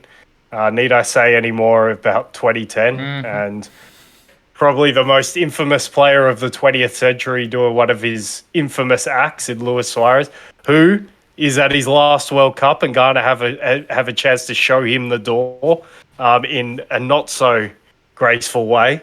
And the last one I had was obviously USA against Iran, which a lot of political charge over that in recent days. I think Tyler Adams had a prickly interview with an Iranian reporter. I heard about it. I haven't seen the interview, but I hear that he dealt with it quite well. But yeah, it's prickly ties for a place in the round of 16 in all three of them. But yeah, sorry to sidetrack you. I just wanted to address that now. We've got some good narratives around that. There's some good narrative. I think I especially like the Ghana Uruguay one. That's me too. That's my favorite, because that's actually that's purely a football one. What happened between those teams happened on the pitch. It's not like a political thing outside. And there was actually controversy in regards to it, because you could say that Luis Suarez cheated. Like, he did, but he did the right thing. Yeah, but he cheated, but he did the right thing ultimately. Yeah, but the thing is, like, I have a little bit of contention in regards to whether it actually is cheating, because cheating would be knowingly breaking the rules but getting away with it, whereas this is like he broke the rule but he didn't get away with it. So it's sort of like... he didn't get away, but he also was rewarded in the best possible way with Jan missing the penalty. But that's why he did it. But still, like, if you say that penalty... I know penalties aren't statistically 50-50. I think it is more striker favoured. It's 75, I think. Yeah, so even so, like, he gambled. But it's similar to... bringing a player down when he's through on goal and taking the red card. Like, is that cheating, or is it like they say that's a professional foul and whatnot? So I don't know. But I guess we're getting into this semantics of defining what is actually cheating in football. I have a little bit of my contention in regards to that. But having said that, I think you ask any player in the world, amateur or professional, they would have done the exact same thing that Suarez done. The exact same thing. Yeah. I think... I don't think any, but I think it was the right thing to do in terms of... Oh, come on. Morality, obviously. Any player is handballing that. Anyone is handballing that. And I don't think... The thing I'm going to say is it doesn't surprise me that it was a Uruguayan player to do it. And it doesn't surprise me that it was Luis Suarez to do it. It doesn't surprise me that it was Luis Suarez. Yes. Yeah, I know. I think there's a little I don't know if you followed much of the Jurgen Klinsmann comments that he made about Iran during that game, or you saw any of that, about how he's questioning the culture of that's what the Iranians do. It was also went in hard on Kirosh and his failing record with his other two countries before he went back to Iran. But I guess the main point, it obviously offended a lot of Iranian people, and it offended Kirosh to the point where he replied with a thread on Twitter. But my interesting takeaway was that I do believe that a lot of these Middle Eastern countries do play a dirty sort of game plan in terms of complaining to referees, in terms of time wasting if they're up in a game. Faking They injuries. do this. Yeah, I don't think that can be denied. But I will also say and use the prime example of South American teams, and in particular Argentina and Uruguay. They also play a very dirty game, and so I don't think it's a criticism that's just labelled at these teams from the Middle East who do this, but I do think they do it, and I think Argentina. But the difference for me is if you labelled those accusations at an Argentinian or Uruguayan and said, "Hey, you're a dirty player, you'll do whatever it takes to win," they'll be like, "And." Yeah. Like that's what I'm meant to do. That's my job. I do whatever it takes to win out here. And so they almost wear it as a badge of honor and as pride, rather than sort of the reaction we saw from Kirosh and large sections of Iranian supporters about the criticism leveled at that. So I just think it's about how you take it. But and we've played. I think everyone does it to an extent. We've played with some Argentinian players growing up. Well, that's where our experience. That's why I can kind of say and that's at the from my experience. That's what I've seen, and that's at the amateur level as well. And they have that mentality. But it's interesting that you say that, because it also brings me to, like, for instance, Germany. Germany can play dirty as well, but in a different way. They don't necessarily they don't do the play acting, but they do the fouling. Like the hard fouls. Fouling, the right areas. They are known sort of play. They're known for that, and I remember back in the '98 World Cup when we knocked them out of the quarters, and one of our players said in an interview, he said, and I think they even got a red card in that game as well, so they went down to 10 men. But he said when Germany are winning, they play like gentlemen, but when they're losing, they play like thugs. And yeah, I think you could probably say the same for the English as well. Yeah, I think the English are very naive in the way that they play dirty, but they can put in overly aggressive challenges at times. Yeah, but having said that, my dad did point out that this Germany isn't the same as what it was 20, 30, 40, 50 years ago. It's lost a lot of that German mentality. I guess that is attributed to, and it's attributed to how many foreigners are actually in the team rather than actual Germans. And that's not looking at as like a racist thing or anything like that, but it's like, well, they don't necessarily have that German hard-nosed mentality of what they once used to have. They're changing the way that they play, or the mentality that they have for better or worse. You could say. I wouldn't necessarily agree with that. I don't think the mentality is really changing. I think the way they have to play football is changing, just because the Germans always want to be, obviously, top of the tree, and you can't do that by standing still, so they've had to try and evolve the way they play football. But I think ideally they'd always want to keep that mentality. If we're talking about what we're seeing probably since they started trying to regenerate after the 2014 World Cup, I think they've just had somewhat a lack of quality in those hard-nosed sort of positions like centre-backs. Which is the big one we're seeing in this tournament. But also up front as well. They're lacking forwards, and they're lacking wing backs as well. Yeah, the one thing I'll say about Germany and forwards is I don't think they've ever had an exceptional. I mean, Miroslav Klose always did the job for them, but Rudi Voller, Gerd Müller.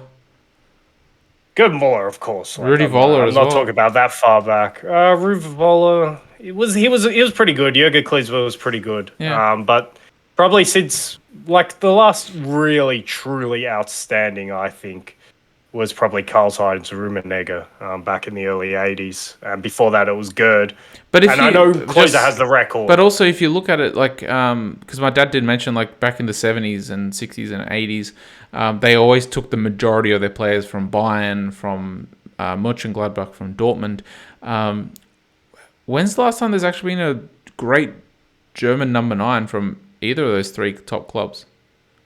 When's the last time there's been a German number 9 for Bayern?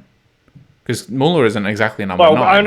I know. Klose was obviously at Bayern. He got bought by Bayern, but Yeah. I don't think he was ever that great at club level. He was okay. He always just seemed to score in World Cup finals tournaments. So, I don't think they've had a really good number 9 for a while. But yeah, it's particularly felt this tournament because they really don't even have a Klose to put up there. So, but yeah. Yeah, I think it's a lack of quality in those key hard-nosed areas, which obviously makes it felt more for me. But yeah, I think we got a little bit sidetracked, and I think we were getting on to either Portugal or Brazil or Uruguay or all those fun games that we saw. So I was going to let you pick between them. I guess we talked about Serbia and Cameroon already. But I don't know. I guess we'll go with Portugal, and then we'll finish off on Brazil, and then we'll just quickly go through the groups and who we expect to get out. But like Portugal, they looked a little bit better in this game compared to their first game against Ghana. I thought. I'm not sure whether that was probably more so because of Uruguay, but. Yeah, I think if they can just start opening up a little bit more and playing more expressive football with the players that they have, and also not have Bruno playing on the wing, but having him play central. But like I know that him and Bernardo do interchange, and Bernardo's found out a lot of times out in the wing, but Bruno's found out a lot of times out in the wing, and I just feel that he's wasted there. Like he should just be playing central. And like start central and stay central. Let Silva play out on the wing, and also but you could also argue that Bernardo Silva's somewhat wasted out of the wing. I think his strongest position's in the middle now. Less than I think Bruno, he's a stronger winger than the Bruno. But hey, Bruno got 2 assists in the first game, and now he's got 2 goals in the second. So who are we to say that it's not working? Playing in the position he's playing. But also, like, why not? If you want to play, for instance, Bernardo Silva, why not play Bruno and Bernardo in the center, and then play Leao and Felix on both wings? No Ronaldo, or whatever. Like, just play them both in the center. For instance, if you feel that Bernardo is wasted out in the wing, then play Bruno and Silva in the center. But then. Yeah, Fernando Santos isn't going to do that. He's too cautious a manager, and maybe somewhat rightly so, because you normally win tournaments built on your defense. And yeah, I think he wants 2 holders in there pretty much at all times. And hey, they're one of only 3 teams who are already through with 2 wins from 2. Yeah. So it's hard to criticize them. Also, just on a side note, you got to feel for Ronaldo. He goes off, and then like 2 or 3 minutes later, they get a penalty. Yeah, I know. No, I was actually going to put Ronaldo somewhat in the loser category for their. Yeah, obviously the goal not being. Do you think that maybe it touched his hair, but because it touches hair and goes through hair, it's not changing direction? So like he obviously felt it touch his hair. You know what I want to say about this? Cristiano Ronaldo, I get. You're a selfish individual when it comes to goals and football in general, to be quite honest. But man, you're trying to win the World Cup. It doesn't matter that it's not your goal. And when you can actually see him like questioning, like, oh, was that not given to me while the game is still going on around him? It's like, dude, get on with the game. Who cares? Surely you're better than at least that. But he's so selfish when it comes to that he still wants the goal so badly for himself that he's actually got to be like, I can't believe that goal wasn't given to me when everyone's watching. Get over it, man. You're trying to win the World Cup. Who cares what goal it is? Whose goal it is? So I don't know. That's why he goes in the loser category for me. And If you were Bruno's a still the winner. Cristiano Ronaldo of old, fine. You could remonstrate like that, but you're too average to be doing that right now. I'm a bit over it, man. Come on. He needs the confidence boost. He needs this team to carry him to the World Cup, and like I don't think he's awful, but he's definitely not. I think they could do better in that position. Well, But Bruno's the one that's carrying. exactly, and that's the point. Is this Bruno's World Cup? Yeah. Heaven forbid, please no. I don't want it to be Bruno's World Cup.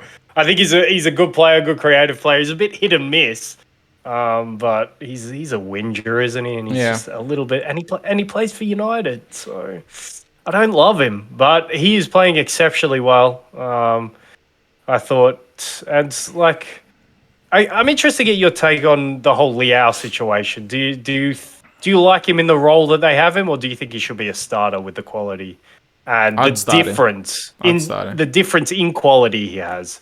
Yeah, because it's interesting because his qualities lead himself to be a very useful substitute. So I can kind of see it in that perspective from Santos, but at the same time, this Portugal team has no pace that can scare an opposition in the starting 11, and they're relying very much on controlling the game through just packing that midfield with players who like to get on the ball and just control the game there, and then maybe get Cancelo forward. They were getting Mendes forward in this game, but obviously he's injured, and he looked like he felt like he could be out for the tournament. So now they'll rely on Guerrero, who is, for me, in that mold of a player who likes to get on the ball and control tempo rather than a runner. So it's not balanced, that starting 11, but it does have a very useful option of Liao on the bench off the bench when the game becomes stretched. So I'm somewhat torn between it because I think he has enough quality, obviously, to start and enough different quality to the other players to start, but that is a very useful tool off the bench. That kind of pace when teams are tired. Yeah, that's the one thing. Yeah, teams are tired. He comes on and he's just full of energy. And he's, you know how there's those players that seem to, they need a bit of time to get into the rhythm of the game or into the tempo of the game. He seems to just hit the ground running. Similar to like Javier Hernandez back at United. Like when he's probably like one of the most well known impact subs in recent memory. Lau probably can't. I know he's not obviously coming off the bench and scoring goals, but he's been very dangerous for Portugal once the game has become more tired and a little bit more expansive. But it's become expansive because they've been leading as well. So what happens if the teams are tired, but it's locked at 0-0 or whatnot, or the other team's winning? Are those spaces going to actually be there for him to actually open up? Well, it's interesting as well because I guess if you compare and contrast, probably, at least by reputation, I'd say the best two centre-backs in the tournament in Virgil van Dijk and Ruben Diaz for me. Virgil van Dijk has, for me, a really good game for the most part, but could have done better for the goal. Whereas Ruben Diaz, I thought, was a little shaky in a couple of moments, had a decent game, but he could have been exposed by Bentancur's dribble, and I thought he was probably the main culprit for that Bentancur chance in the first half that could have put Portugal one down. And then Bentancur's finish ultimately isn't good enough, so he doesn't get exposed for his mistake. But yeah, to your point, it's going to be really fascinating to see if he chiefly, because he is the leader of that defence, if he's going to be good enough to deal with those sort of moments of threat that, to your point, Portugal they don't fall into a hole and they don't go a goal behind, because a lot of their game plan is, like you say, to make sure that they're not behind and control a game, and then they can bring on the threat. So yeah, that's a really good point you bring up about what happens if they go a goal down, and you can somewhat see it happening because I don't think Ruben Diaz has been on the top of his game, and I think whoever he plays next to is a little bit questionable, whether it be Danilo or Pepe. So yeah, that's going to be fascinating in itself. And obviously Cancelo himself was questionable in the first game and has been a bit up and down defensively this season.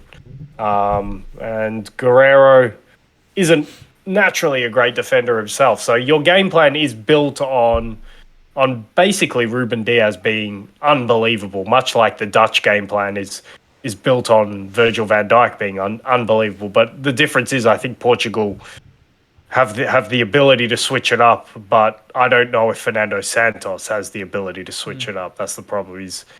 He seems very much like an old manager stuck in his ways, and it was good enough in Euro 2016.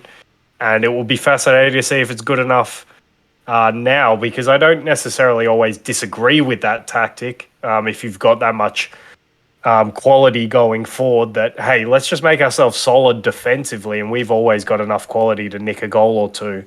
But yeah, when the going gets tough and you all of a sudden find yourself a goal down, what do you do then? And that's a question, I guess. Look, unless they're unbelievable the whole way, I guess we're going to have answered in the knockout stages. So yeah, I think the fact that they're already through, I think I put them as, it's hard to say third most impressive team, because compared to what we think their level should be, they probably can play better. But at the same time, six points from six, a win against a Uruguay team who many think are going to be a dark horse, and I guess we can touch on them being a loser and somewhat unimpressive in the first two games. But yeah, Portugal are through, and I think I put them in a category probably with Spain just below France and Brazil. And if you have no more to say on Uruguay or Portugal or anything, we could probably move on to Brazil. But yeah, Uruguay are going to need to... I still have confidence that Uruguay can win their last match against Ghana in that grudge match and get themselves out of the group. But yeah, a little bit uninspiring again. And Nunez is so raw, so hit and miss, and then the partner, whether it be Cavani or Suarez, has just done nothing in either of the games.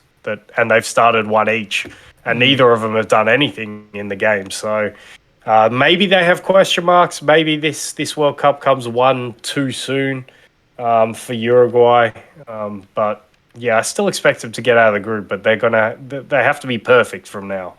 And Ghana were pretty impressive. I'm going to say they were pretty impressive against South Korea. They're going to leave spaces at the back, but if I look at their team on paper, I think it's a pretty good team for the most part. I think Abdul Samed has been very good at Lens, who are second in Ligue 1 next to Thomas Partey, who plays for Arsenal, who are top of Ligue 1. And obviously the front players in terms of Kudus, who's been... How an Arsenal top really of Ligue 1? Sorry, top of the Premier League, top of their league. Their Ligue 1. Kudus has been really impressive for Ajax and for Ghana in this tournament so far. So, yeah, I think on paper they have enough to cause the upset, but that defense still worries me, and I expect Uruguay to create enough chances and hopefully for their sake capitalise and go through to the next round along with Portugal. But yeah, I guess that's empty in the notebook on that, and we can finish off with the team who probably still should be the favourites in Brazil. And I'm glad that they were able to beat Switzerland, because they fall in the Denmark category for me of a team who I don't really want to see in the next stage of the tournament. So I was quite happy they won. And a little bit more exciting Brazil, than Denmark. A little bit, but not very much. I thought their approach in this game against Brazil for the first 15 minutes was somewhat interesting. I thought they pressed and they played in a 4-2-4, and then they quickly sat off and let Brazil have the rest of the game. And that Brazil defense is the big takeaway still for me. They haven't faced a shot on target, and that's a little bit of luck, but it's a lot of them just having an unbelievably strong defense. And yeah, I think still rightly so, logically, they still probably are the favourites for the whole tournament. Was Neymar missing in this game? Because it felt like Brazil didn't have that player to break that midfield line and find those spaces between the midfield and defence. So is there any update on him that you read in regards to his injury? What I've heard is he probably will miss the rest of the group stage, which doesn't matter now because they're qualified. I thought, to your first question, Neymar, it wasn't Neymar was obviously missed because he's the best player in the team, but his absence was more felt because Tite decides to start Fred, which whenever I see his name in any team sheet, I'm just like, come on, Yeah. I'm not Why Fred, is he doing not this? Fred. Like it was bad. It was bad enough. It was bad enough you've got Fred alone, but then for me personally, it's like Fred and Paquetá, and it's like, nah, this is. I don't want to watch and Richarlison up front. Yeah. So to your first question, the absence is more felt because he decides to bring in Fred rather than maybe bringing Gimenez. in Gimenez Or even Jesus in that number 10. even Jesus and going a 4-4-2. Even I don't know, you could do that. You could bring in Martinelli and I don't know, play a different kind of 4-4-2. Rafinha could drop out. So yeah, I think they still have enough options to make that creative absence in Neymar less felt. But he decided to go More defensive.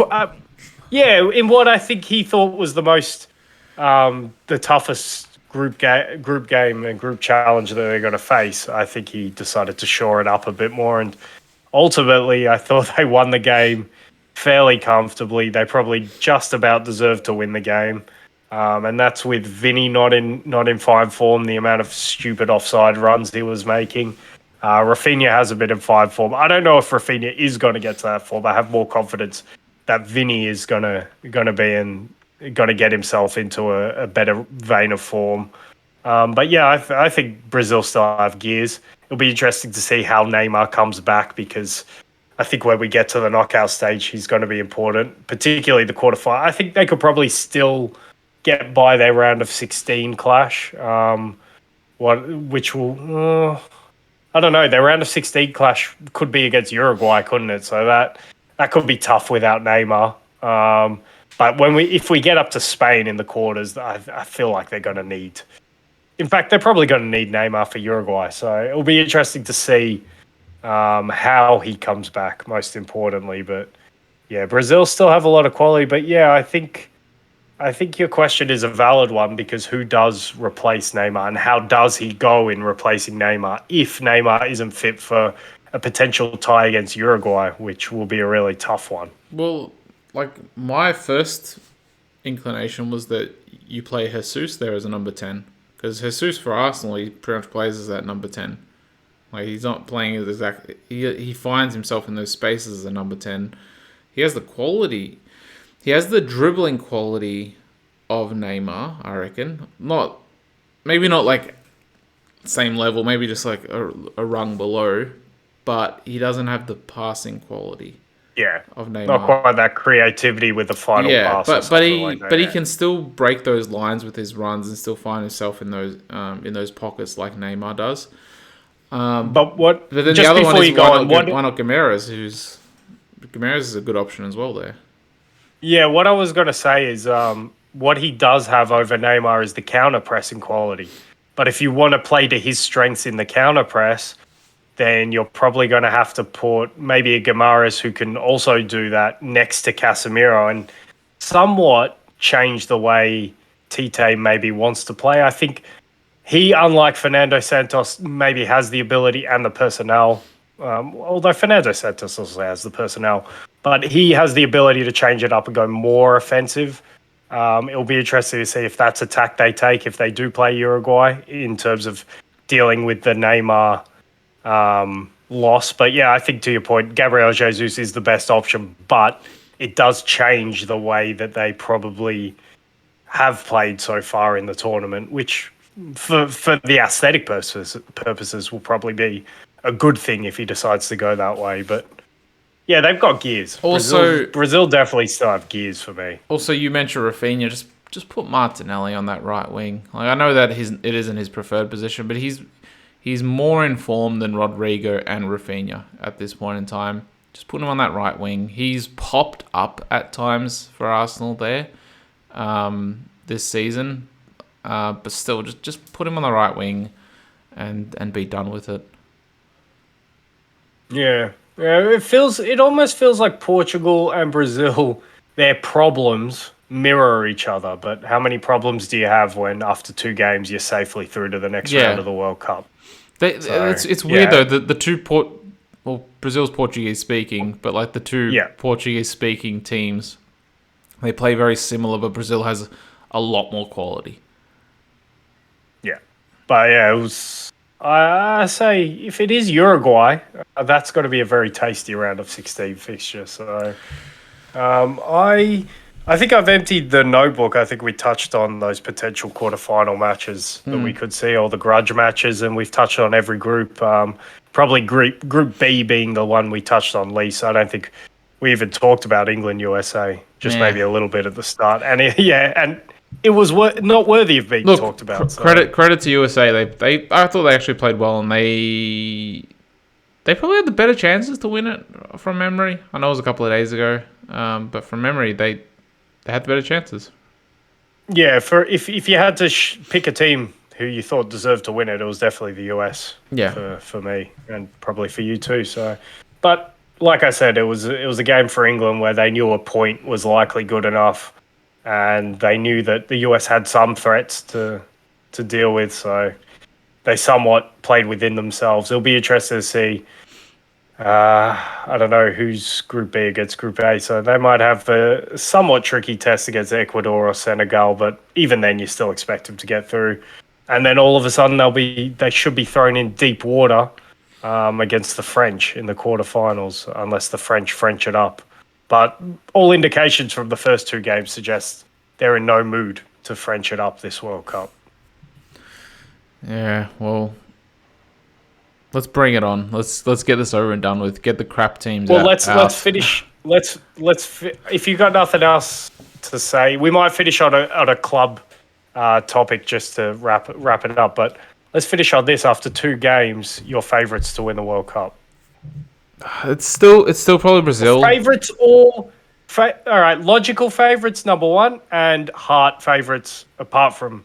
Well, if you think Croatia could actually win the whole thing, you can say it. But look, if we can finish first in this group, then I'm assuming Germany finished second because Spain have the superior goal difference. So even if Germany win, they're still not overtaking Spain. But then if Japan win, hang on. If Japan win, Japan go on to 6 points.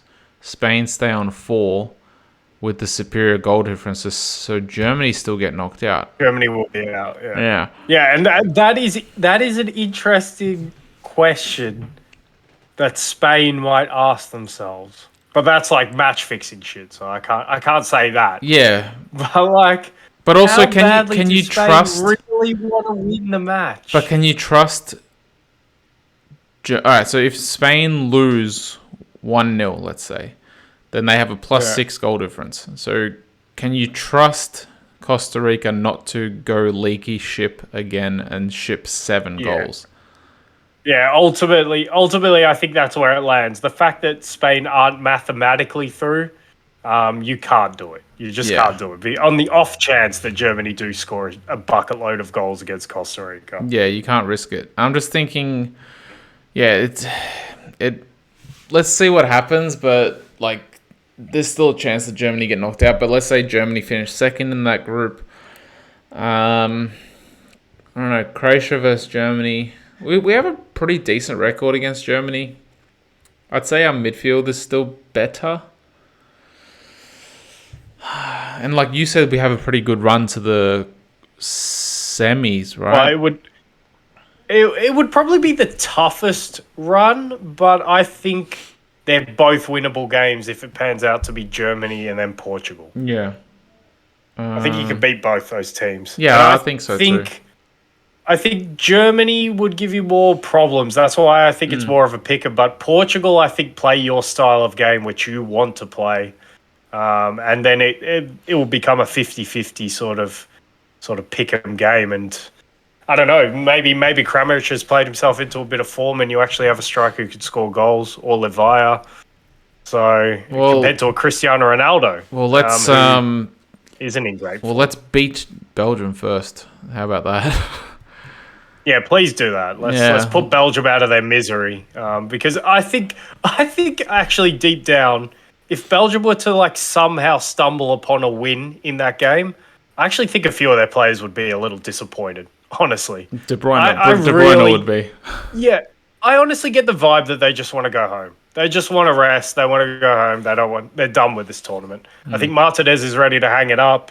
I think they're done with him, and I think they're all done with each other. And the run was good while it's lasted, but it's done now. It's completely done. Well, if Croatia can play the same way that they played against Canada, not start, but play the rest, maybe play the other 70, 75 minutes, we should get at minimum a draw against them. And that means that we play quicker football, we play 1-2s, we actually run off the ball.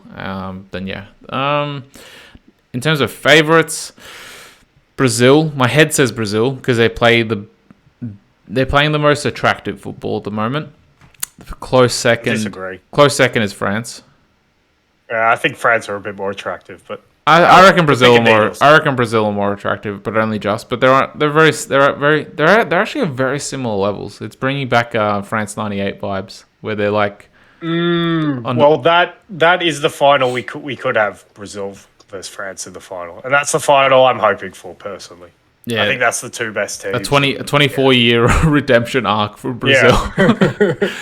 And then Neymar has some weird convulsions the morning of the game, and it's shrouded in mystery. Spain. That is a very odd story. Yeah. The Ronaldo '98 morning of the final story is so odd.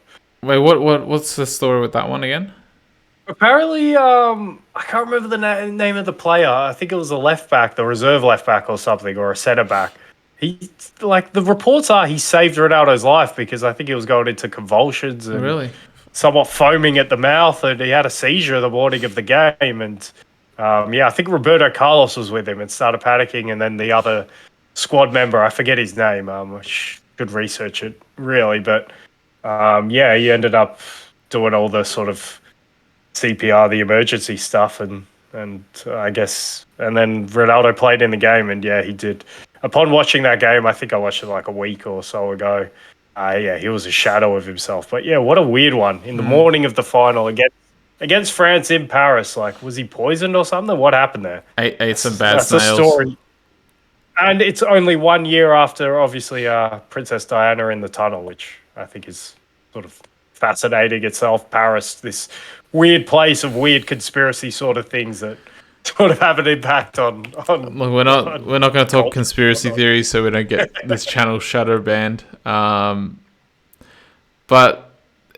it could be an interesting final. That could actually be a very interesting final. Especially because France aren't playing that shitty defensive style that they played 4 years ago. They're playing. Hey, there's still time. There's still time. Yeah, in the knockouts. And the knockouts they could change away. Spain, I've been pretty impressed by them, but they're lacking a striker, I feel. Despite scoring 7 goals against Costa Rica, I still think that they're lacking a number 9. Other than that, England disappointed me against the US.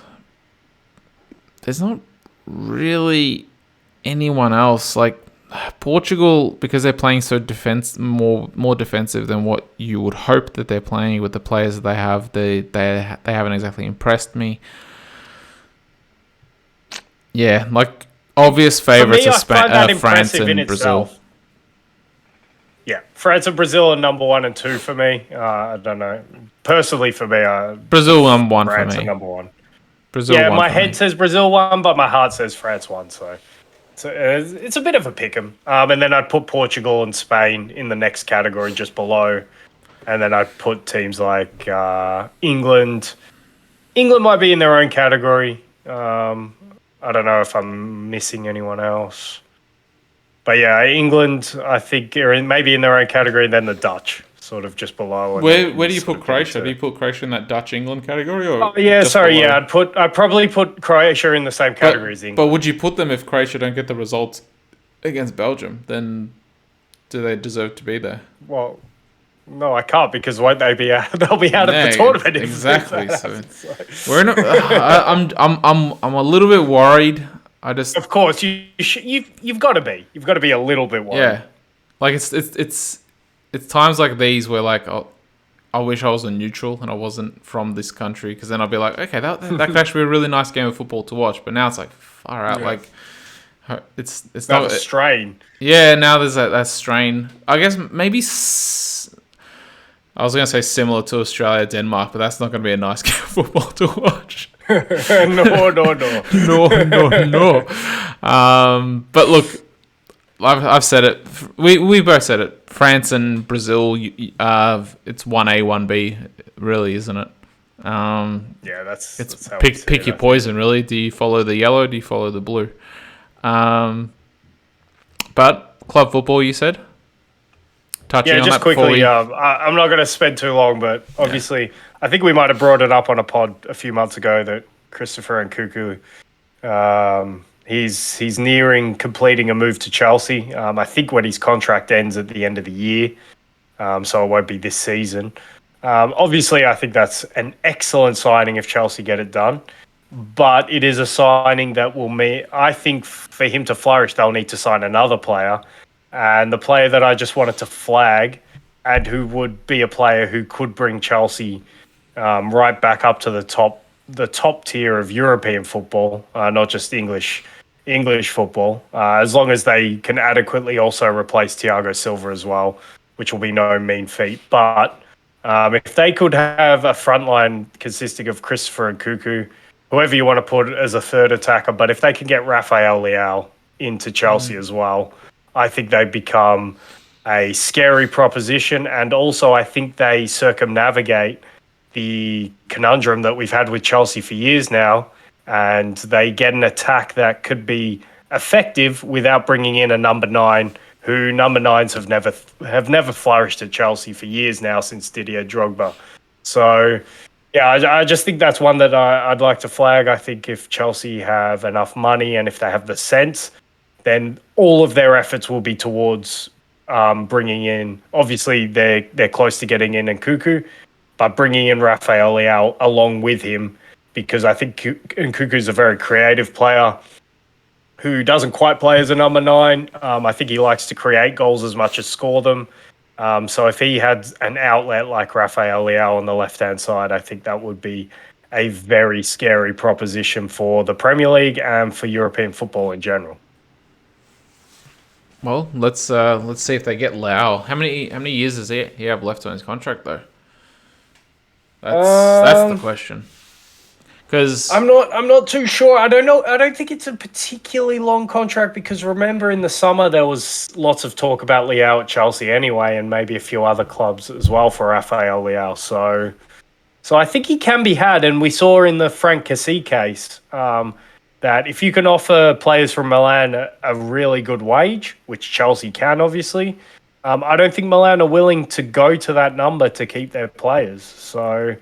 I just think there's precedent there that you can snatch away some of AC Milan's best players. And another one that is way further in the future but is a pipe dream, I think Real Madrid should be doing everything they can to not only get Kylian Mbappe, but try and get Theo Hernandez back to the club as well, and try and make this sort of dynastic left-hand side of the pitch for them. Yeah, but they've already got Vinny on the left. Yeah, no, that's a good point. So even if they get Theo Hernandez to pair him up with Vinny, I think he's he's a perfect foil for a great left winger. Yeah, just on Leao, contract expires 2024, so 1 year left. There you go. After this season. There you go. So if he's not going to sign it during this year, watch that space over summer. Yeah. Since we're flagging players, Guardiola, what do you want him at Liverpool? I think he'd be a really good signing. I've already mentioned a couple of times that you pair him up with Van Dijk. Chuck Van Dijk over to the right-hand side, so he's paired up. So then he can back up Trent. Put Guardiola on the left with Robertson. It solves the Trent problem for me, in my eyes. The only thing I'll say is I think Liverpool have more pressing issues, and I think it's maybe still a little bit too early to give up on Ibrahima Konate, even though his fitness hasn't been great since he's come to the club. He's almost like a younger Joel Matip at this point.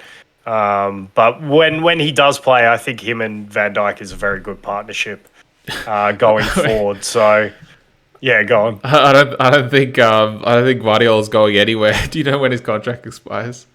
2027. Yeah. I don't think he's going anywhere. Nah. He must have signed an extension. I wouldn't say that, but I don't think he's going to Liverpool. I think Liverpool will have to pay too much, and I think they've got their focus on Jude Bellingham and maybe other midfielders. Well, apparently he's already valued at 60 mil, but that's prior to this.